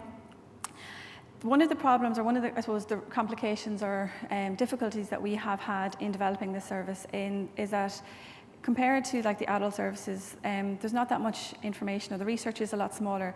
Now, that doesn't mean we can't go on and progress the service, but there is still a lot of good quality research out there, as Grace has just told us all about.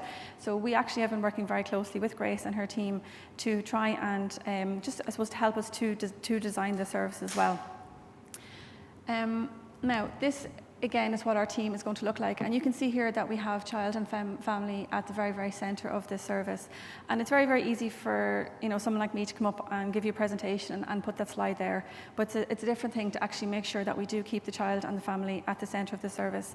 And we've run a series of workshops, again, with more experts to get more eyes and more voices and more opinions. And we've asked that question, look, how do we make sure that this happens? That we don't go in there with the assumption that because we have a degree, because we've worked for a few years in a certain area, that we are the experts. The experts of this is the child and the family, and we need to respect that. And we're building the service around that idea. And to help us to do that, we have worked with patient and parent advocates, and they're very much involved in this programme from the very beginning. They're there in the project, they're there in the expert working group, and again, we're constantly working back and forth. As part of the programme as well, we are working on a communication strategy, and again, we did that by going out to the public. We went out to the people in CHO5 and CHO7 and asked them, what is it that they want? How would you like this to look? And I know that Sarah Breen is going to talk about that in more detail later on, so I won't go into too much detail there. So as you can see, the team is going to be made up of a wide variety of disciplines. We've got medical officers, we've got clinical nurse specialists, we've got a coordinator, admin grade staff, we've got a family support worker. This is something that's quite new. We haven't really seen this in other services. So the family support worker is there to, as it says, support the family. This is a non-clinical role, but they're going to help, I suppose, keep the family engaged and keep them motivated and keep them wanting to come back to meet us time and time again. We've got clinical specialists then in dietetics and physiotherapy, plus entry-level physios and dietitians as well. And then we've got senior psychology and psychology grades as well. So a really, really nice, robust team. Just to say, sorry, I meant to mention earlier on, as part of the service design, what we're looking at specifically are things like the care guidelines, care pathways, operations guidelines, all the resources that a team would need to be up and running.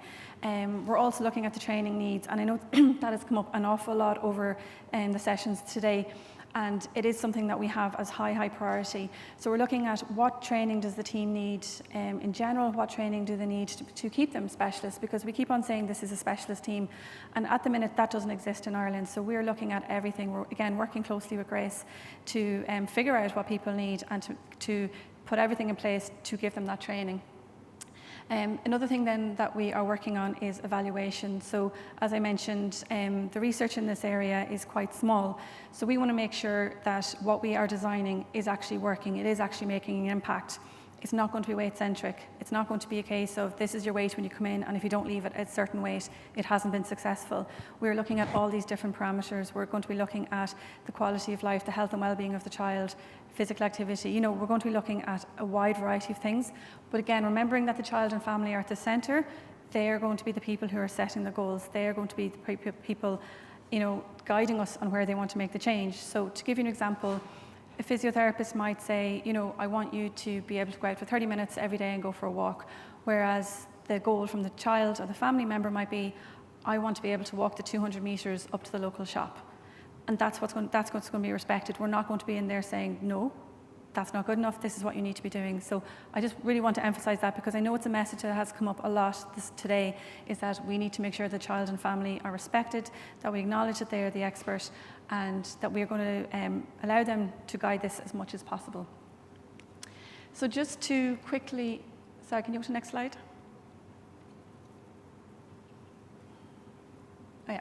So just to talk you very briefly through the pathway. So Referral in the early stages of the programme is going to come in from waiting lists because, as most of you are probably aware, we have large waiting lists for children and young people living with overweight and obesity. As we get more and more children through the service, it'll then be opened out and it'll come from GP teams and other health and social care professionals. And then as part of a 2023 project, we're looking at how we can make this accessible so that the patients can self-refer themselves. Once the referral has been seen, the family and the patient will be, or the child will be invited to a pre-assessment. At this contact or this meeting, we are going to go through the service in detail. We're going to find out what their expectations are, and we are going to explain or discuss what our expectations are as well. At that point, the child and family will have a choice. Do they want to engage in the service now, or do they want to go in and think about it, or come back later, or where are they at that time? So again, if you think we're coming off waiting lists and maybe the waiting list is 2 years old, perhaps 2 years ago, the family and the child were very much ready to engage, but at the moment that this opportunity drops on them, they may not be ready to engage. So they're not going to get punished or penalised for that. We'll be directing them to other services that they can use for self-management, and we'll be reassuring them that when they are ready, just come back to us. They're not going to be going to the very back of the waiting list, that as soon as we can bring them in, we'll bring them in. If they do decide that they want to come ahead and join the service, a universal assessment will be carried out. So again, keeping the family and patient at the centre of this, our philosophy is that we want to meet them where they're at. We want to make sure that we minimise barriers to entry. So we have to be realistic. Like, these children have school, they have other things going on. We don't want to be pulling them out of these things for multiple appointments. So with the model for the team is that we want to be very interdisciplinary. So this universal assessment, the idea is that it'll be a detailed assessment that can be carried out by any member of the team, but it will take in information for diets, for physical activity, for psychology. So that is going to be a really, really big thing for the family, because it means one appointment and all that information is going to be gathered. If during that assessment the team member feels, maybe a little bit more detail is needed, or we need to go a little bit deeper, perhaps then the psychologist might come and do a more detailed assessment, but the hope is that this universal assessment will do the trick. The assessment will then be brought to an MDT, and the patient will be presented, or their case will be presented to everyone in the team. And it's at that point that that person's care plan will be designed as such. So this is not a one-size-fits-all. This is definitely not going to be the experience that some people have where they're giving a generic leaflet and told, go do this. So it's going to look different for everybody. In the initial rollout, it is only going to be a one-to-one service that's available, but once the MDT are in place, which we hope will be in 2023, we're hopeful that we'll be offering groups. So it'll be a combination of MDT groups and also specialist groups. So for example, you might have the dietitian who brings a bunch of kids together to work on something specifically dietary related. We're also going to be working very closely with the local services as well, so that we can see what other things are available in the person's community that they can avail of.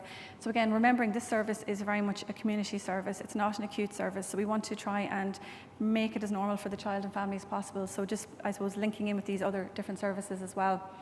At that MDT as well, the child and family will be assigned a key contact. So we don't want to lose them. We don't want to have a period of time where maybe they have an appointment with, say, the dietitian, and then they're waiting 2 months to be seen again. So we wanted the key contact there that is probably in contact at least every week, if not every 2 weeks, just to see how they're going, to see if they're having any problems, if appointments need to be moved around or things like that. So again, every child that comes through, it's like an a la carte menu is what they're going to be given. So everyone's pathway is going to be slightly different.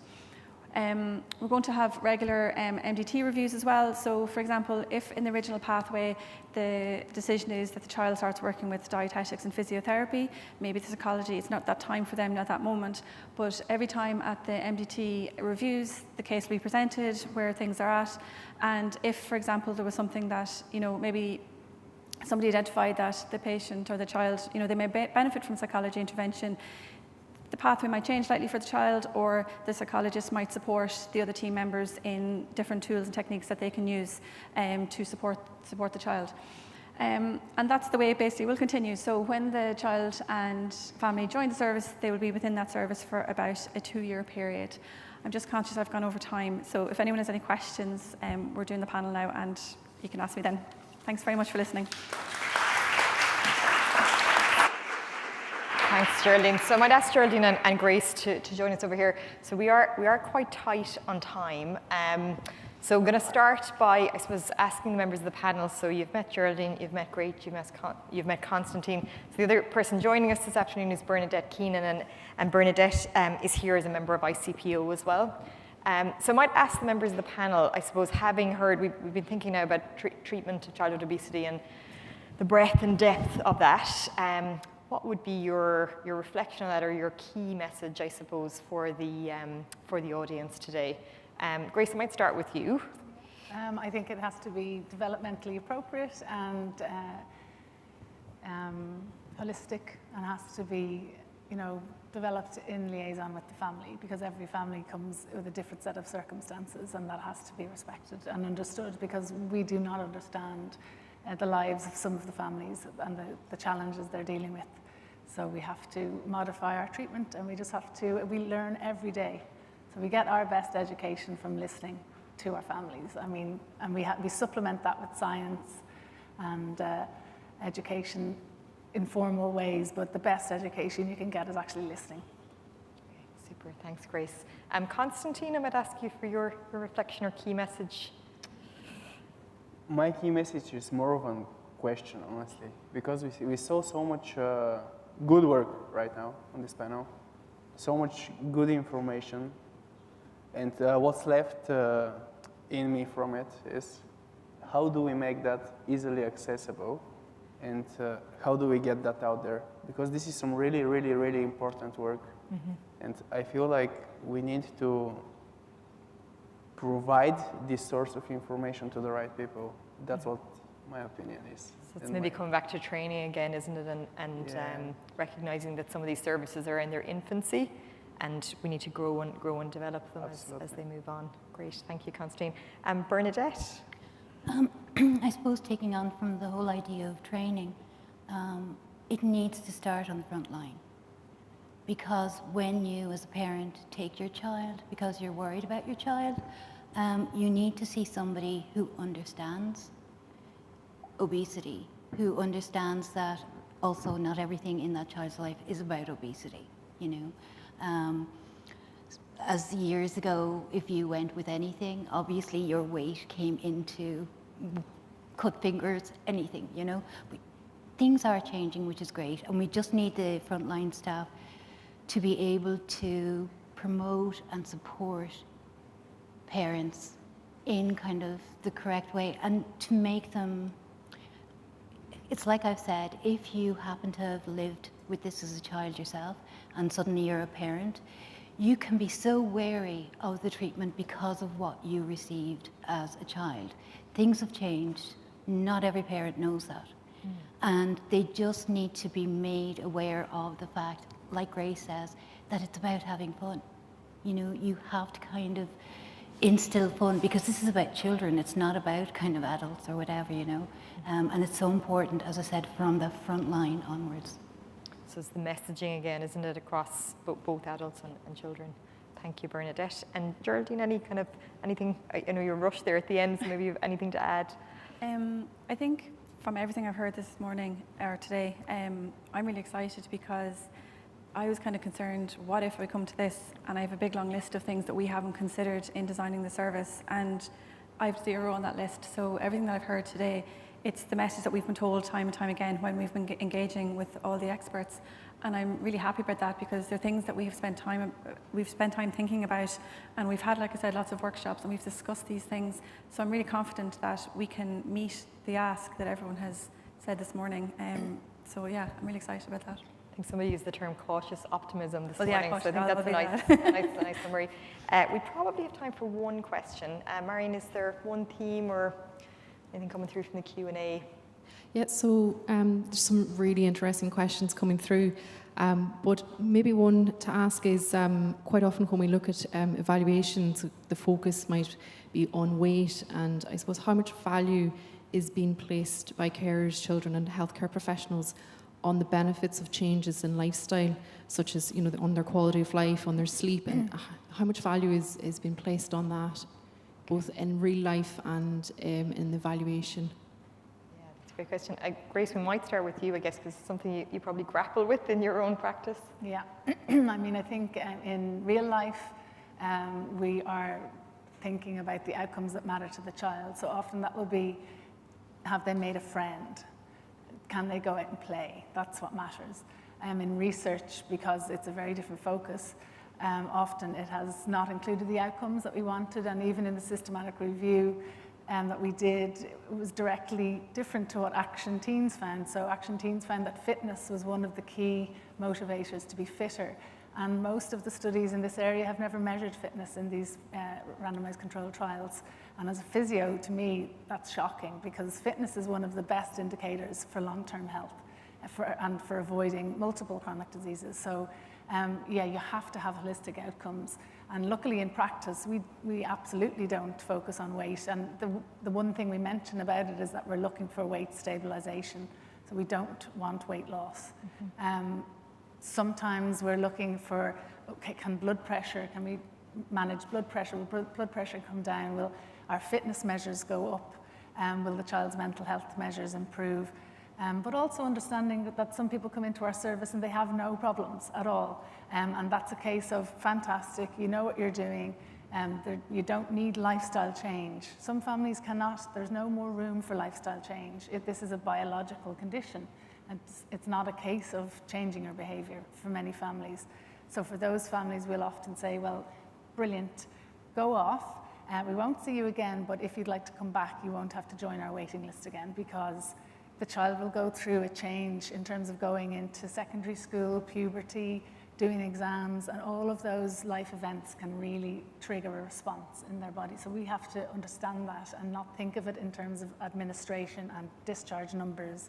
And cost obviously is a factor that comes into this. So you wear your science hat, and then you wear your practical hat, and you try and find somewhere that you can explain things to the parent and the child, but also to the policymaker and to the person who holds the purse strings and what they need in terms of value. It's a balance, isn't it? And Geraldine, you mentioned there would be a suite of measures in the assessment of the programme. I'm just wondering from Bernadette and Constantine's point of view, in terms of that idea of measuring outcomes, from your point of view, what kind of things do you think we should be looking at?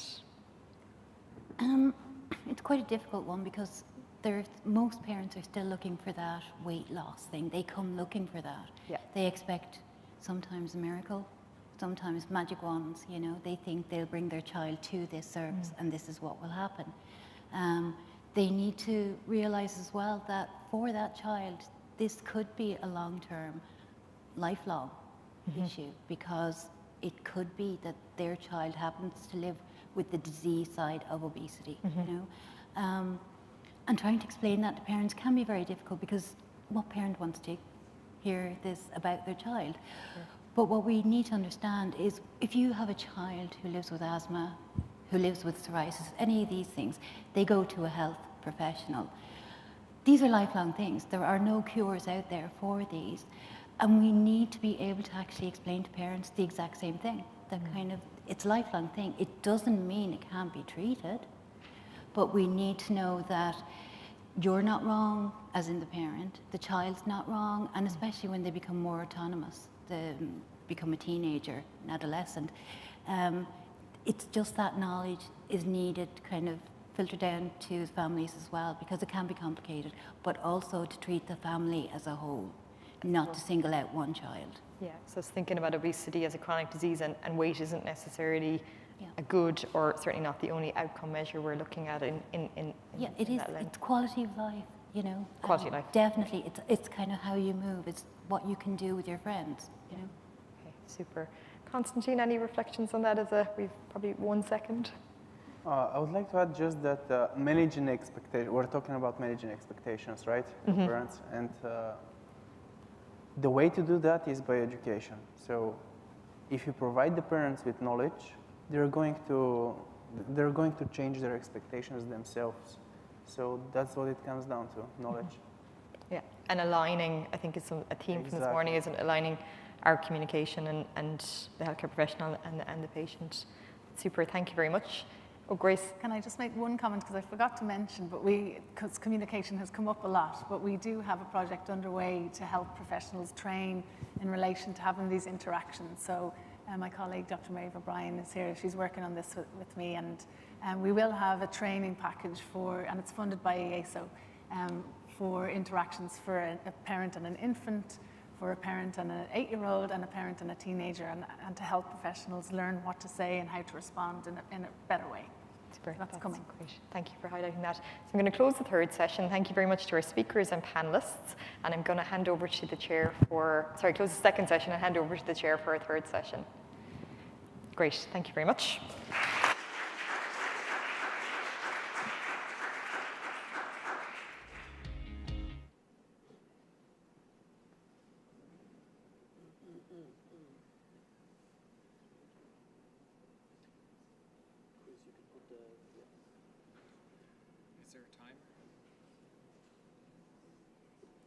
They're going to walk right now. It's just we have that time to change over, but we don't have to put time.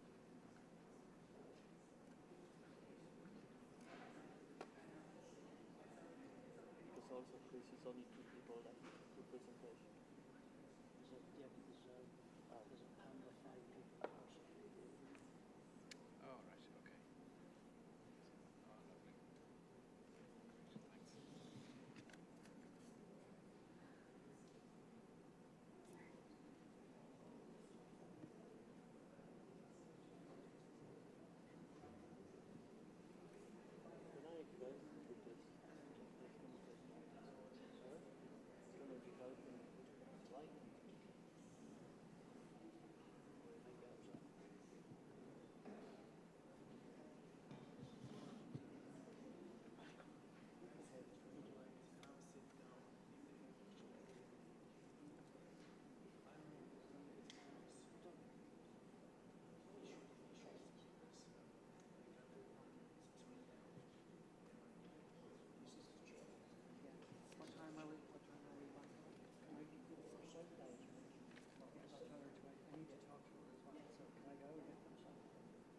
The chairperson. I'll tell her we'll give it to start. Yeah. Okay. You have all of them? Where are they? Yeah, I'll tell you once we start.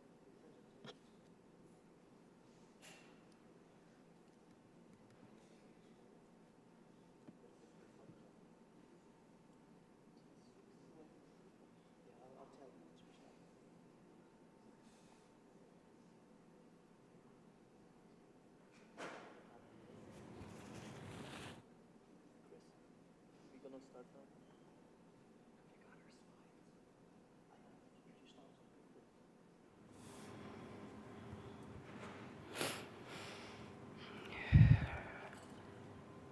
Hello, my name is Susie Burney, and I'm the Executive Director of the Irish Coalition for People Living with Obesity, and I hope you bear with me because I don't have good record with using slides. So ICPO, just this is a quick overview, and the quickest, easiest way really was to go through our strategic pillars and capacity. We want to build capacity, and the words that stand out here is that we want to give a voice for people living with obesity. We're building our capacity with our team. We do training. We had our official launch, which happened 2 years after we actually launched because COVID obviously delayed our matters, and it was great to bring a range of people together for that launch just in July. So next in our pillars is education. This is really important. We have our website now. It's there a year. And the one word that sticks out for me here is our image bank. So as part of the European Coalition for People Living with Obesity, with their campaign on October 21st, we created our own Irish image bank. And there's some people actually here in the audience who are in that image bank. And we would urge media, and if you're reporting on obesity, or if you have even just that you're creating a document or a leaflet, to use our image bank. And we're trying to shift away from the negative images that are used. Some of the education. So this one is really important for us, that we created this following the research done by Gráinne O'Donoghue that said that physiotherapy students reported that 55% of them felt they wouldn't work with people living with obesity because they had no willpower. So this committee was formed. We did these stigma education, or obesity stigma talks along with Jean O'Connell, and that's just some of the students that we talked to last year. Public Awareness Day, so World Obesity Day, we created a range of short videos, and we also have a bank of longer recordings that is there for you to use if you wish. You just need to contact us, and you can access them. There's more than the public ones. If you want, reach out to us. So advocacy, obviously, this is a really important part for us. And I suppose it's hard to actually pick out one, but our patient support meetings and utilising our social media presence are the two that stand out for me. So we organise walks, we organise support meetings.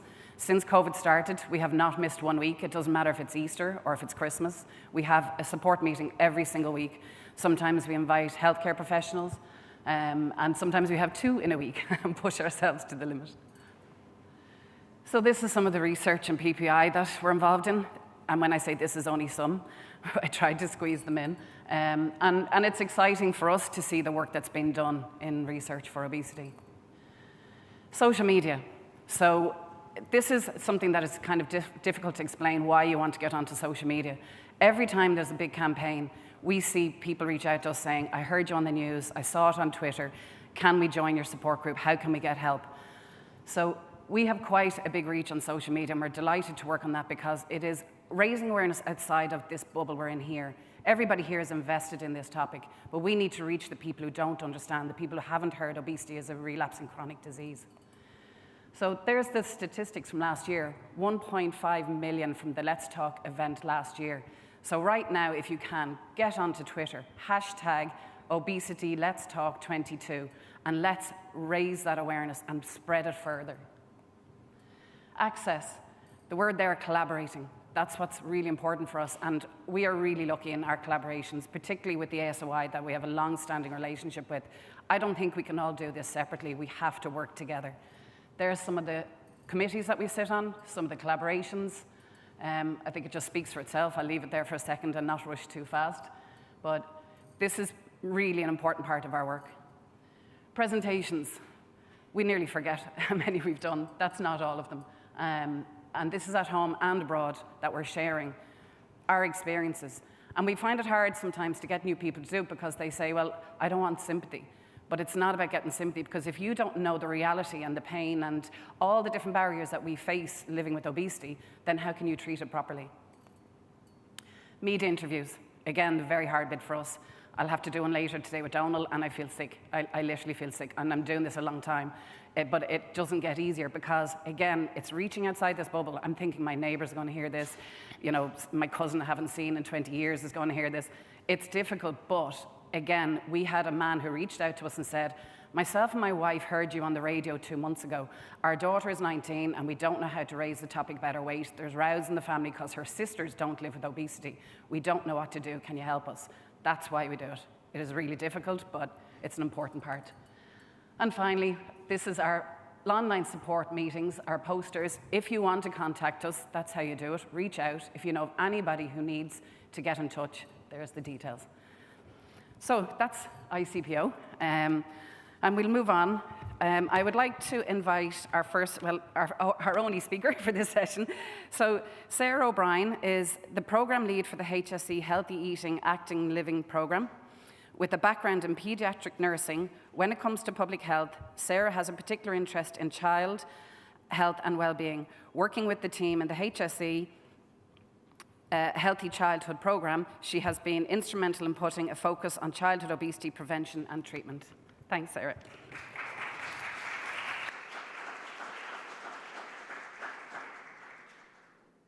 Susie. Good afternoon, everyone. It's been such an amazing morning today, so many learnings, shared insights, and so much to reflect on. I think the conversation is going to be going on for many hours after we finish. In this short presentation, I'm just going to share some of the insights we've had with parents from conversations with parents over the last number of years. I'm going to be drawing on qualitative work that was commissioned as part of the START campaign with Safe Food and also some work just commissioned this year by ourselves in the HSE. So I'd like to start by acknowledging the work of colleagues across the HSE, Safe Food, and the research agencies, and I hope I do their work justice in the presentation today. So as we've heard throughout the day today here, how we talk about child health and obesity matters.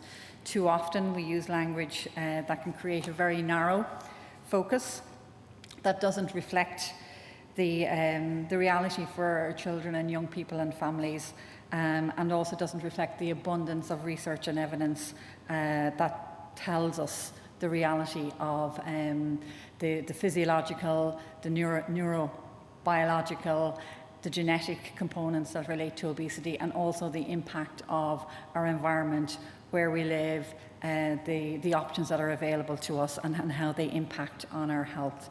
So in conversations around child health and weight, you know, what the speakers earlier today have brought really true to us is that we as health professionals, we really need to reflect on our own biases, as well as understanding that, you know, the people that we may be having conversations with, whether it's peers and colleagues as health professionals or parents and families, that they may not be coming from a similar perspective to us.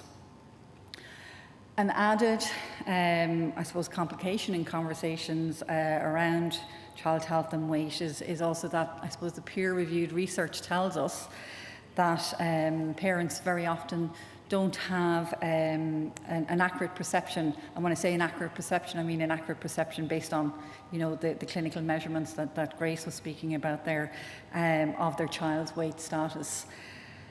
And there are a range of factors that influence this, and we've heard some of them already today. Parents' own weight status and their experiences, their life experiences, the child's birth weight, even, you know, a sense of, well, they're big for their age, they were a big baby, and that's continuing through.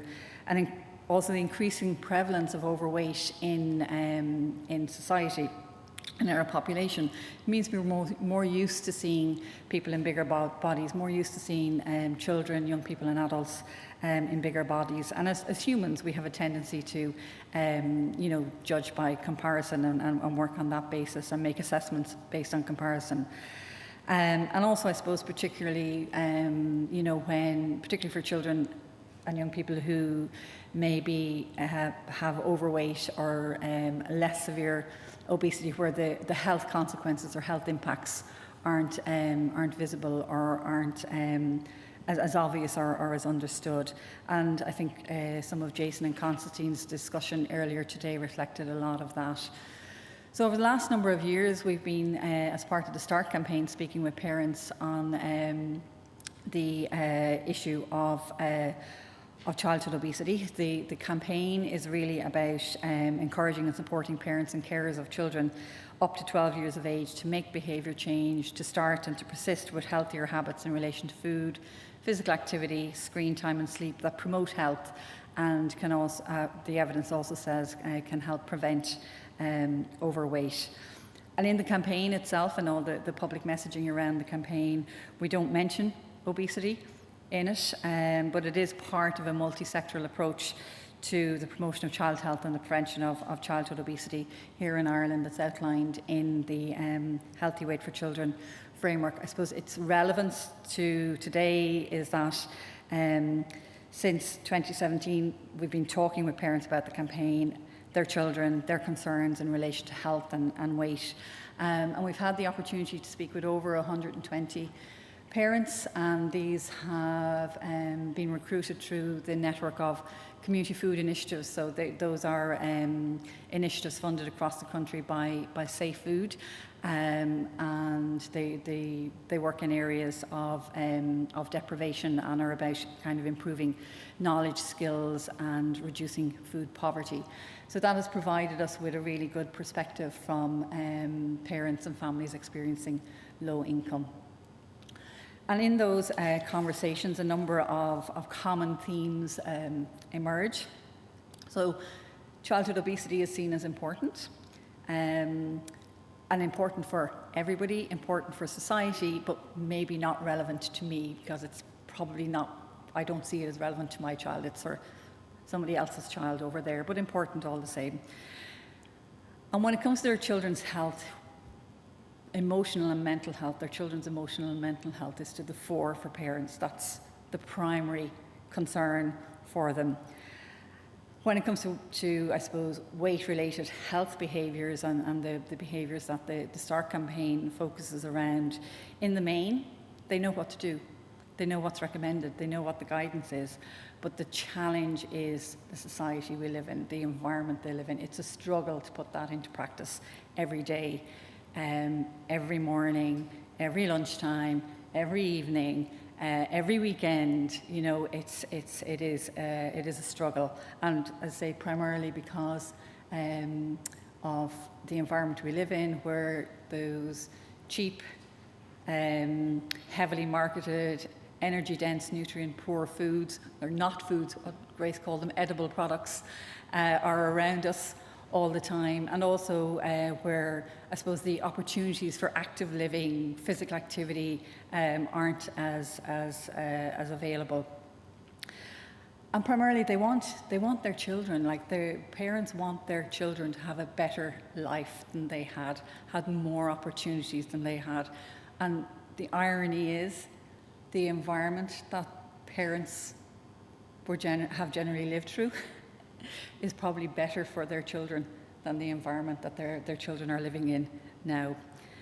And they know, I suppose importantly as well, while they do feel that when the issue of their child's weight is raised, that they're to blame for it, they also do feel very clearly that there is a role for wider society to help them as families, to help their children. There's a role for schools, there's a role for communities, there's a role for shops and businesses, there's a role for government to take steps to make the healthier option the easier choice for all.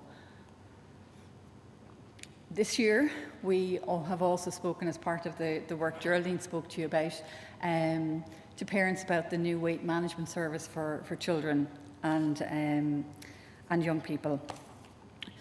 And that research is being really used to help inform our thinking around the service design, and also how we will communicate around the service design, and you know, how we will support parents through that journey.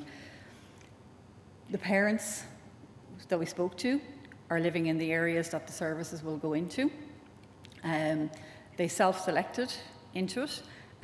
So they are parents of who we've heard from as parents of children who are between the ages of 2 and 18, and will have either discussed their child's weight with a healthcare professional, or have a concern themselves about it. And I think predominantly it's have a concern themselves about it. And as part of that research, they were asked to look at 2 existing leaflets and provide feedback on it. So for today, what I've looked at, I suppose, in the research results is kind of some of the findings that are of relevance to the conversation that will be had at the panel here in a little bit. So I suppose reflecting some of what we've heard earlier today, parents feel that this conversation is incredibly challenging. There are lots of negative emotions involved, often informed by their own experiences, and also there's an overriding desire to protect their child, not to cause further harm, further hurt, and in a sense that kind of, you know, society does that enough for their child, and they really want to protect them in it. So this makes it difficult to have the conversation, to use clear language, and all of that. So these conversations are avoided because they're seen as a minefield. There's a sense that the act of having the conversation, I'm sorry, I didn't realise how poorly the slides or the images would project here when scaled up. So it'll be easier to read when you get the slide deck. But I suppose there's a sense that by the act of having the conversation, the act of starting the conversation about weight makes it real. So then there's an onus on them to do something about it or to fix it, because that's our job as parents, isn't it? Our job is to fix things for our kids or help our kids fix things. But they don't feel prepared for what they think might be needed. And they feel like it's a big challenge to look at. And some described having conversations with healthcare professionals. I suppose a lot, would have said when the conversation with healthcare professionals wasn't necessarily initiated by themselves. More often it was initiated by the healthcare professional. A little bit at odds with what Jason was saying earlier, but in the main, their experience of those conversations was of feeling judged and scrutinised. So I've just taken some of the, sorry, I think have I skipped on, or? Some of the verbatim from the interviews with parents, and looked at a couple of areas. One in relation to where parents were asked about their sources of information or where they might go for information around their child's weight or treatment or accessing support. And I suppose one of the themes that's coming through there is that, a sense of being alone and feeling they need to be alone around, because this is so sensitive, they can't really reach out, they don't know where to go. And I suppose it reflects the theme of today in terms of breaking stigma. If the stigma is the stigma in society around weight causes people to feel alone around this. And many are looking for guidance and support, but where do they go for it? And I think this is really interesting, the parent there who says, look, I wouldn't, this is so sensitive, I would not discuss it with family and friends. As part of the START campaign, every year we speak to 1,000 parents as well through a survey. And in all of those surveys, we ask them where they go for help, for their information on health. And consistently across the 5 years, friends and family ranks up there, if not first, second, in terms of where they go for support and information on health. And that's health in general. Yet, when it comes to the area of weight and childhood obesity, specifically in terms of weight, their own child with obesity, parents are saying to us, I wouldn't go to that source of help and support. So they're very, very alone in it. When I read the quotes that are here, which is from a couple of quotes from parents in relation to their experience of health professionals and discussing maybe their child's weight with them, I feel for both the parents and the health professionals involved. I'm very much reminded of one of the, I suppose, key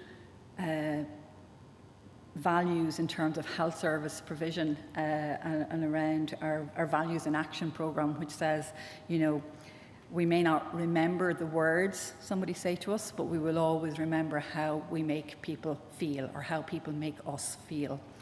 And it doesn't matter what words you say, it doesn't matter what you factually said to somebody or how you factually meant them to hear it. What matters is how they actually experienced what you said and the feeling that they go away from.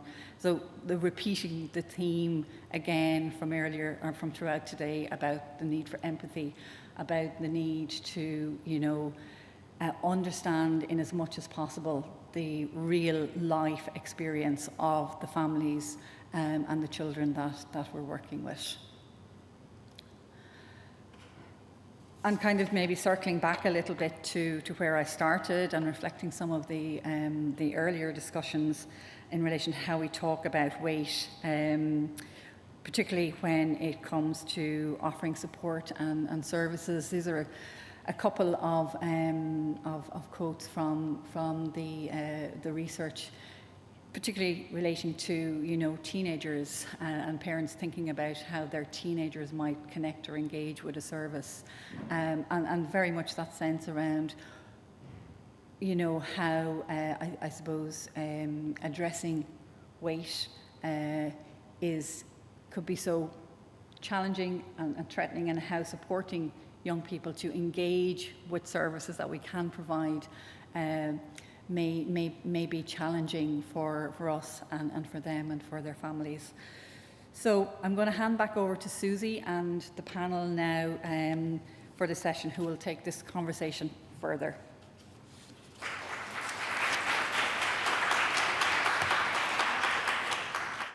Thank you, Ciara. Something from Ciara's slides that stood out was the heading of one of the slides: the conversation is incredibly challenging. And that's what we're going to go into a bit now with this panel discussion. We're delighted to have with us Dr. Michael Crotty. He's a GP who specialises in obesity medicine, and he's the clinical lead of the My Best Weight Clinic. Mick, can I ask you, we know words matter, and the conversation within families, this is what you are a specialist in as a GP, and we know you're a specialist in speaking about stigma. Rebecca Poole's research now shows that weight stigma is most prevalent within the families, which has now topped in healthcare, which was unusual because normally healthcare was at the top.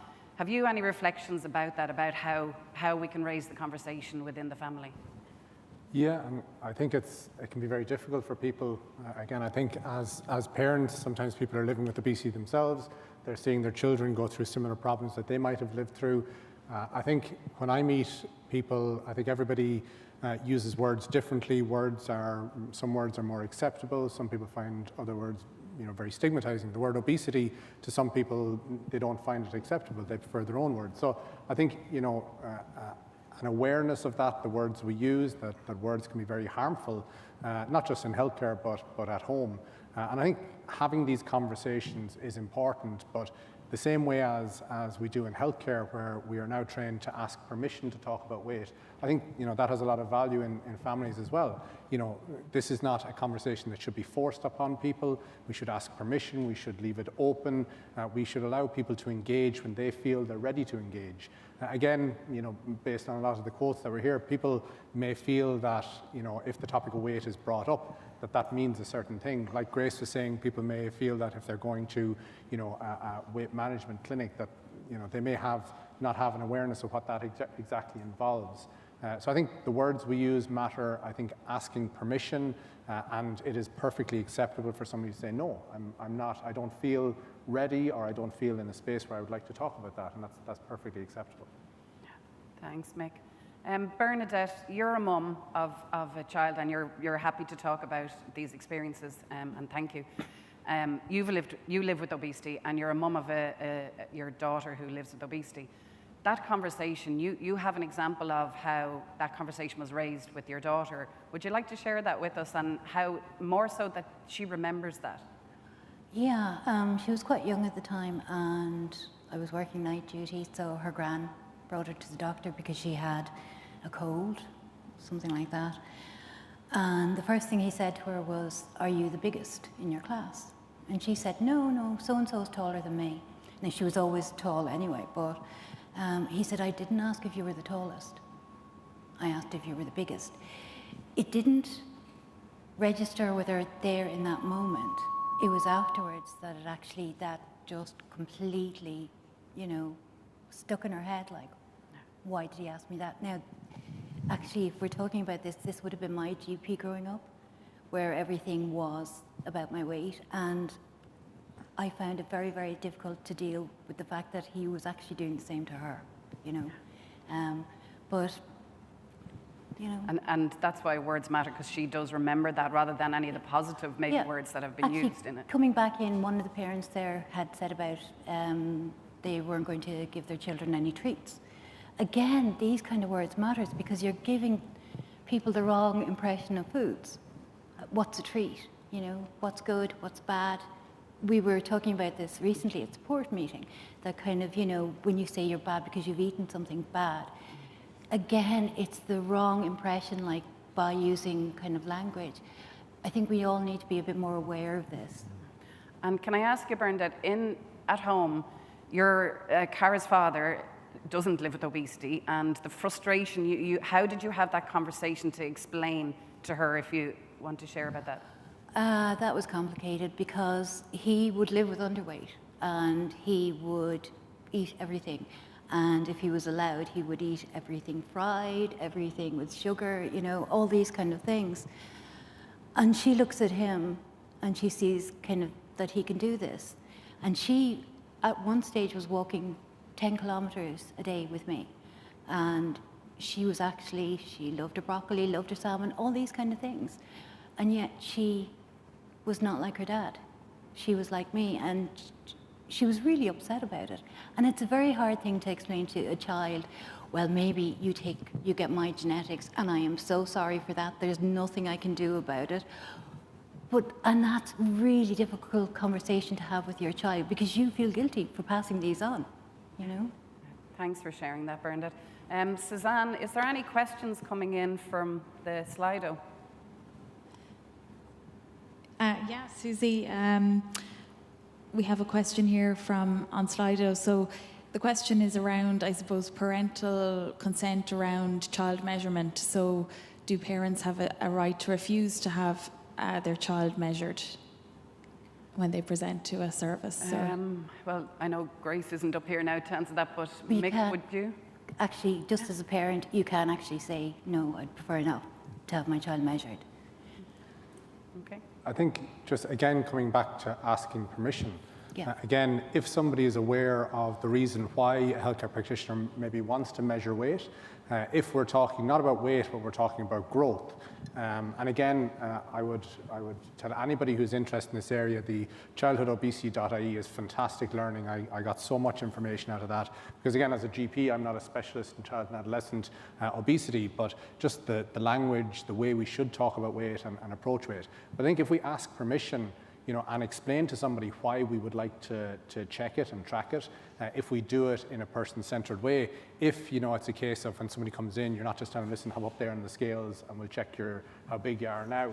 You know, if we do it in a private way, if we do it with consent, I think it's very important. And if we're asking permission, it should be absolutely acceptable for people to say no. Now, perhaps if we explain, you know, maybe I'm checking their weight because I want to prescribe a certain antibiotic and the dosage of that is based on weight or based on size, then it might be acceptable to them. So again, I think, you know, education all around is vital, and sharing that understanding and collaborating on these things. It's not the role of the doctor as the expert. That's dead and buried, thank God.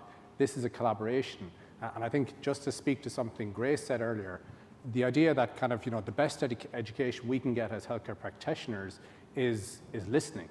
And I think that's actually one of the biggest things that struck me today. And that's what I would see in practice every single day. Listening to people's stories is the best education I can get, because I'd never walk in their shoes. And I think that's why, again, these events are so important. And any event, any research that we have around kind of the space of overweight or obesity, there needs to be, you know, representation from ICPO and people living with obesity. Because again, I've learned more from Susie than I've learned from any book that I could ever, you know, get across. So I think, you know, it's so vitally important. Thanks, Mick. And it reminds me of something Constantine said earlier when he said he went to his dietitian the first time and he was just given a standard sheet and there was no personalized approach. It was like, that's what's given to everybody. And I think those of us who go in for an appointment for whatever reason, first of all, we don't want obesity to be the first thing said to us, but second of all is that treat me as a person. So straight away, if type 2 diabetes is mentioned, I see that the mind is going that way. Oh, she has diabetes. I'm like, well, actually, I'm Susie. I also have this, and this, which is different. So it's being listened to. Any other questions, Suzanne? Yeah, so just generally a question around guidance for media professionals regarding how childhood obesity is presented and discussed in the media. What would your advice be? Jason, would you like to take that one? Well, I think first of all, it's imagery. I think imagery is the major problem. We need to do a lot about imagery. First of all, because it's highly stigmatizing. And second of all, actually, the imagery is offering very, very high categories of obesity as well. And we know that obesity class 1 sort of level that we were talking about, they're not going to necessarily know that they're living with obesity because there are many people around them and their parents and things like that. So they don't see themselves in that image, nor should they, but the understanding and imagery around obesity is pushed to the extremes, which I think is both stigmatizing, but also separates people perhaps at the lower classes of obesity from realizing this is a conversation that they need to be in. Okay. Thanks, Jason. Any more questions, Suzanne? Just, I suppose there's a comment just around the MEC programme as a resource for healthcare professionals. Just they wanted to highlight that to make healthcare professionals aware that there are training programs available on HSE land around raising the topic of weight in a sensitive and empathetic way. I have to say, I really was delighted to hear that with the new adult weight management online training that started recently, there's 30 places of healthcare professionals that have signed up, but I think there was over 350 applied. I just think that's absolutely fantastic, it really is. Jason, have you anything else from today that you'd like to reflect on overall from what you've heard? I think the importance of mental health, I think, was really good, and we saw that from very early on the very beginning. Adolescence, moving from childhood into adolescence, is a very difficult time for any number of reasons, and people are trying to learn to become an adult, to become independent, things like that. I think we need to be mindful that often adolescents fall between the gaps between childhood and adulthood in so many things that we do, not just obesity care, which is sparse, but actually quite a lot of healthcare provision. And I think actually as a group that they're particularly vulnerable, but are deserving of services specifically designed for them and with them, designed with them. Thanks, Jason. Mick, would you have anything else you'd like to reflect on what you've heard on today? Yeah, I think some of the data that Jason presented earlier, where I think it was 13% of healthcare professionals had more than one day of training, I think that speaks volumes. And I think that's perhaps why kind of, weight bias and stigma is still very prevalent in practice. I think you said that 89% of healthcare practitioners felt that kind of, obesity or overweight was relevant for health. And yet a much smaller percentage were bringing up the topic and talking about it. And again, perhaps they were concerned about causing offense, perhaps they didn't feel they had the skills or the education about obesity as a chronic disease. And I think the biggest thing I kind of come across is particularly in primary care, people don't feel they have the time or resources to kind of tackle this. So again, in primary care, people are reimbursed and resourced to treat asthma, to treat diabetes, to treat hypertension. There needs to be chronic disease management kind of program for obesity. We need to have reimbursement for treatments, whether it's behavioral support treatment, pharmacotherapy, and increased access. And again, with kind of model of care and things that are coming, I think the needle is shifting, but I think it all comes back to education. Thanks, Mick. And Bernadette, what would you like people to go home with to think about?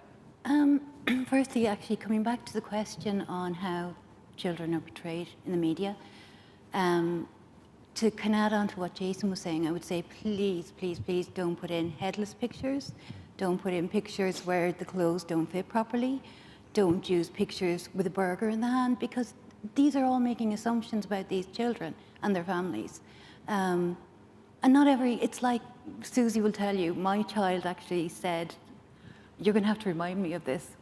Not every child. Not everybody who eats fries is overweight, and not everybody who's overweight eats fries. Cara said that when she was 12, and we were just astounded. Yeah. And it's so true. I mean, so please just kind of be careful. Don't judge families in general, because we don't know what's going on inside that family. We don't know whether it is kind of genetic, whether it is economic, whether, there are so many causes. So maybe just be helpful. Thank you. Thank you to all our panelists. I know we had gone over time earlier, so I'll wrap it up and hand back to Ciara to finish up.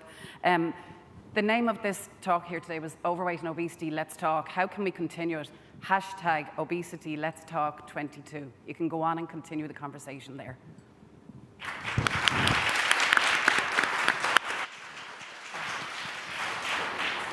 Thank you very much, Susie, and to everybody on the final panel there today. It falls to me to have the very sad task of wrapping up what has been an absolutely fantastic event today.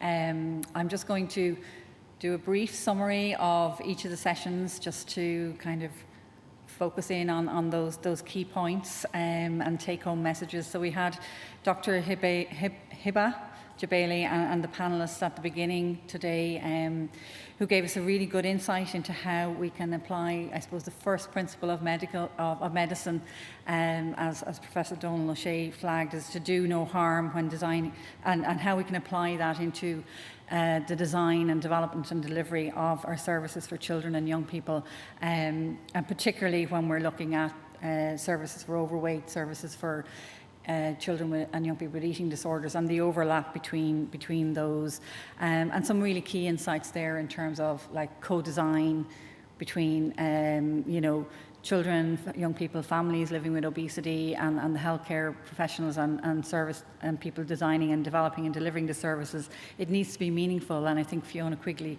really spoke to that and made that really, really clear earlier today. And also, I suppose, in healthcare, we talk about breaking down the silos, we talk about breaking down the boundaries, we talk about integrated care. It is so important that we make that a reality now as we stand up those new services, and that we ensure and work to make sure that there's a close working relationship and interactions between our obesity services, between our eating disorder services, and that the child, the young person, the family remains at the centre of all of that. A key theme across the day, a key theme for today is about breaking the stigma and having the conversation, talking. And this, if ever there was a reason for us to need to do that, the second session today from Jason and Constantine really gave it to us. It really, to me, posed the question around how can we leave our young people to bear the burden of the responsibility alone. I feel really strongly about this, guys.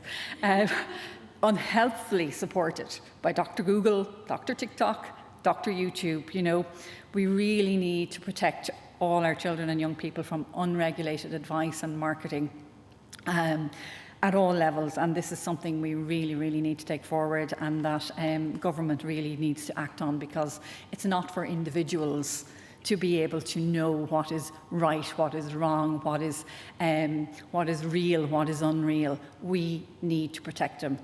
Governments in Ireland need to protect them. The EU need to protect. So it's something we really need to work on.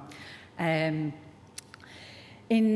the third session then, I suppose Dr. Grace O'Malley brought it all together for us in terms of that understanding of the science of obesity, that understanding of how it impacts on our children and young people, and the importance of that holistic approach to assessment and to care, and I suppose most importantly the importance of seeing the child or the young person in the family in a holistic way, and around, you know, the really important piece for the child or the young person is how they function, how they can participate in life, in all the activities of everyday life that are available to them.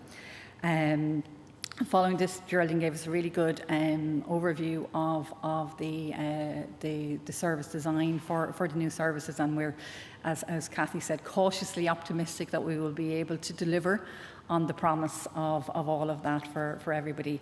But I think that session linked really nicely back into our theme around breaking the stigma, when Grace said so clearly there that it's not obesity, that it's not the disease of obesity that causes the teasing, the bullying, the shame, the low self-esteem. It's other people and it's society. So we really need to keep this conversation going to start tackling that.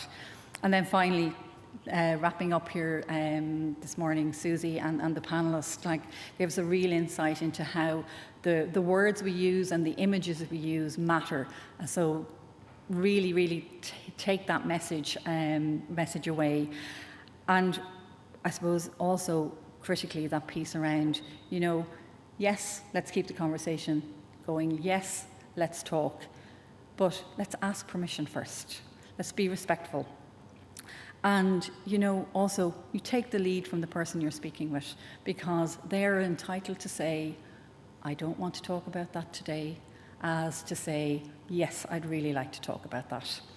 So it's been a fantastic day. And before I wrap up, I would like to say a big thank you to our speakers, both in the room today and those who joined us virtually, for sharing their knowledge and their expertise with us, for our panellists and the participants and yourselves in the audience today who sent in questions, who helped bring the discussions to life, and I suppose draw even more knowledge and expertise out of our speakers and panellists. And I hope you really enjoyed it, and that you'll be able to keep those conversations going. I'd like to say thank you to our AV team down here at the back, who have kept us online and kept everything going really smoothly, I hope, for those of you who are at home. And I suppose most importantly, and I'm not going to name names because I will always forget, but there are a number of people in this room today that this event wouldn't have happened without. And I'd really like to say thank you to them. They know who they are. And I'd also really like to say a big thank you to the Association for the Study of Obesity in Ireland and the Irish Coalition for People Living with Obesity as organisations, all made up of individuals, but as organisations, because it has been a delight to work with you and to collaborate with you.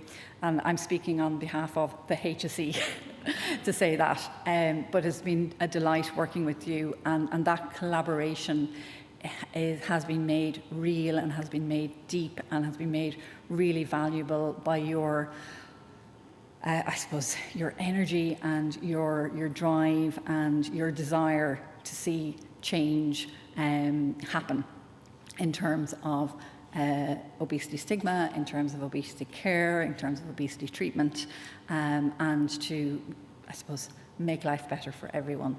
So on that note, I will close and say thank you very much.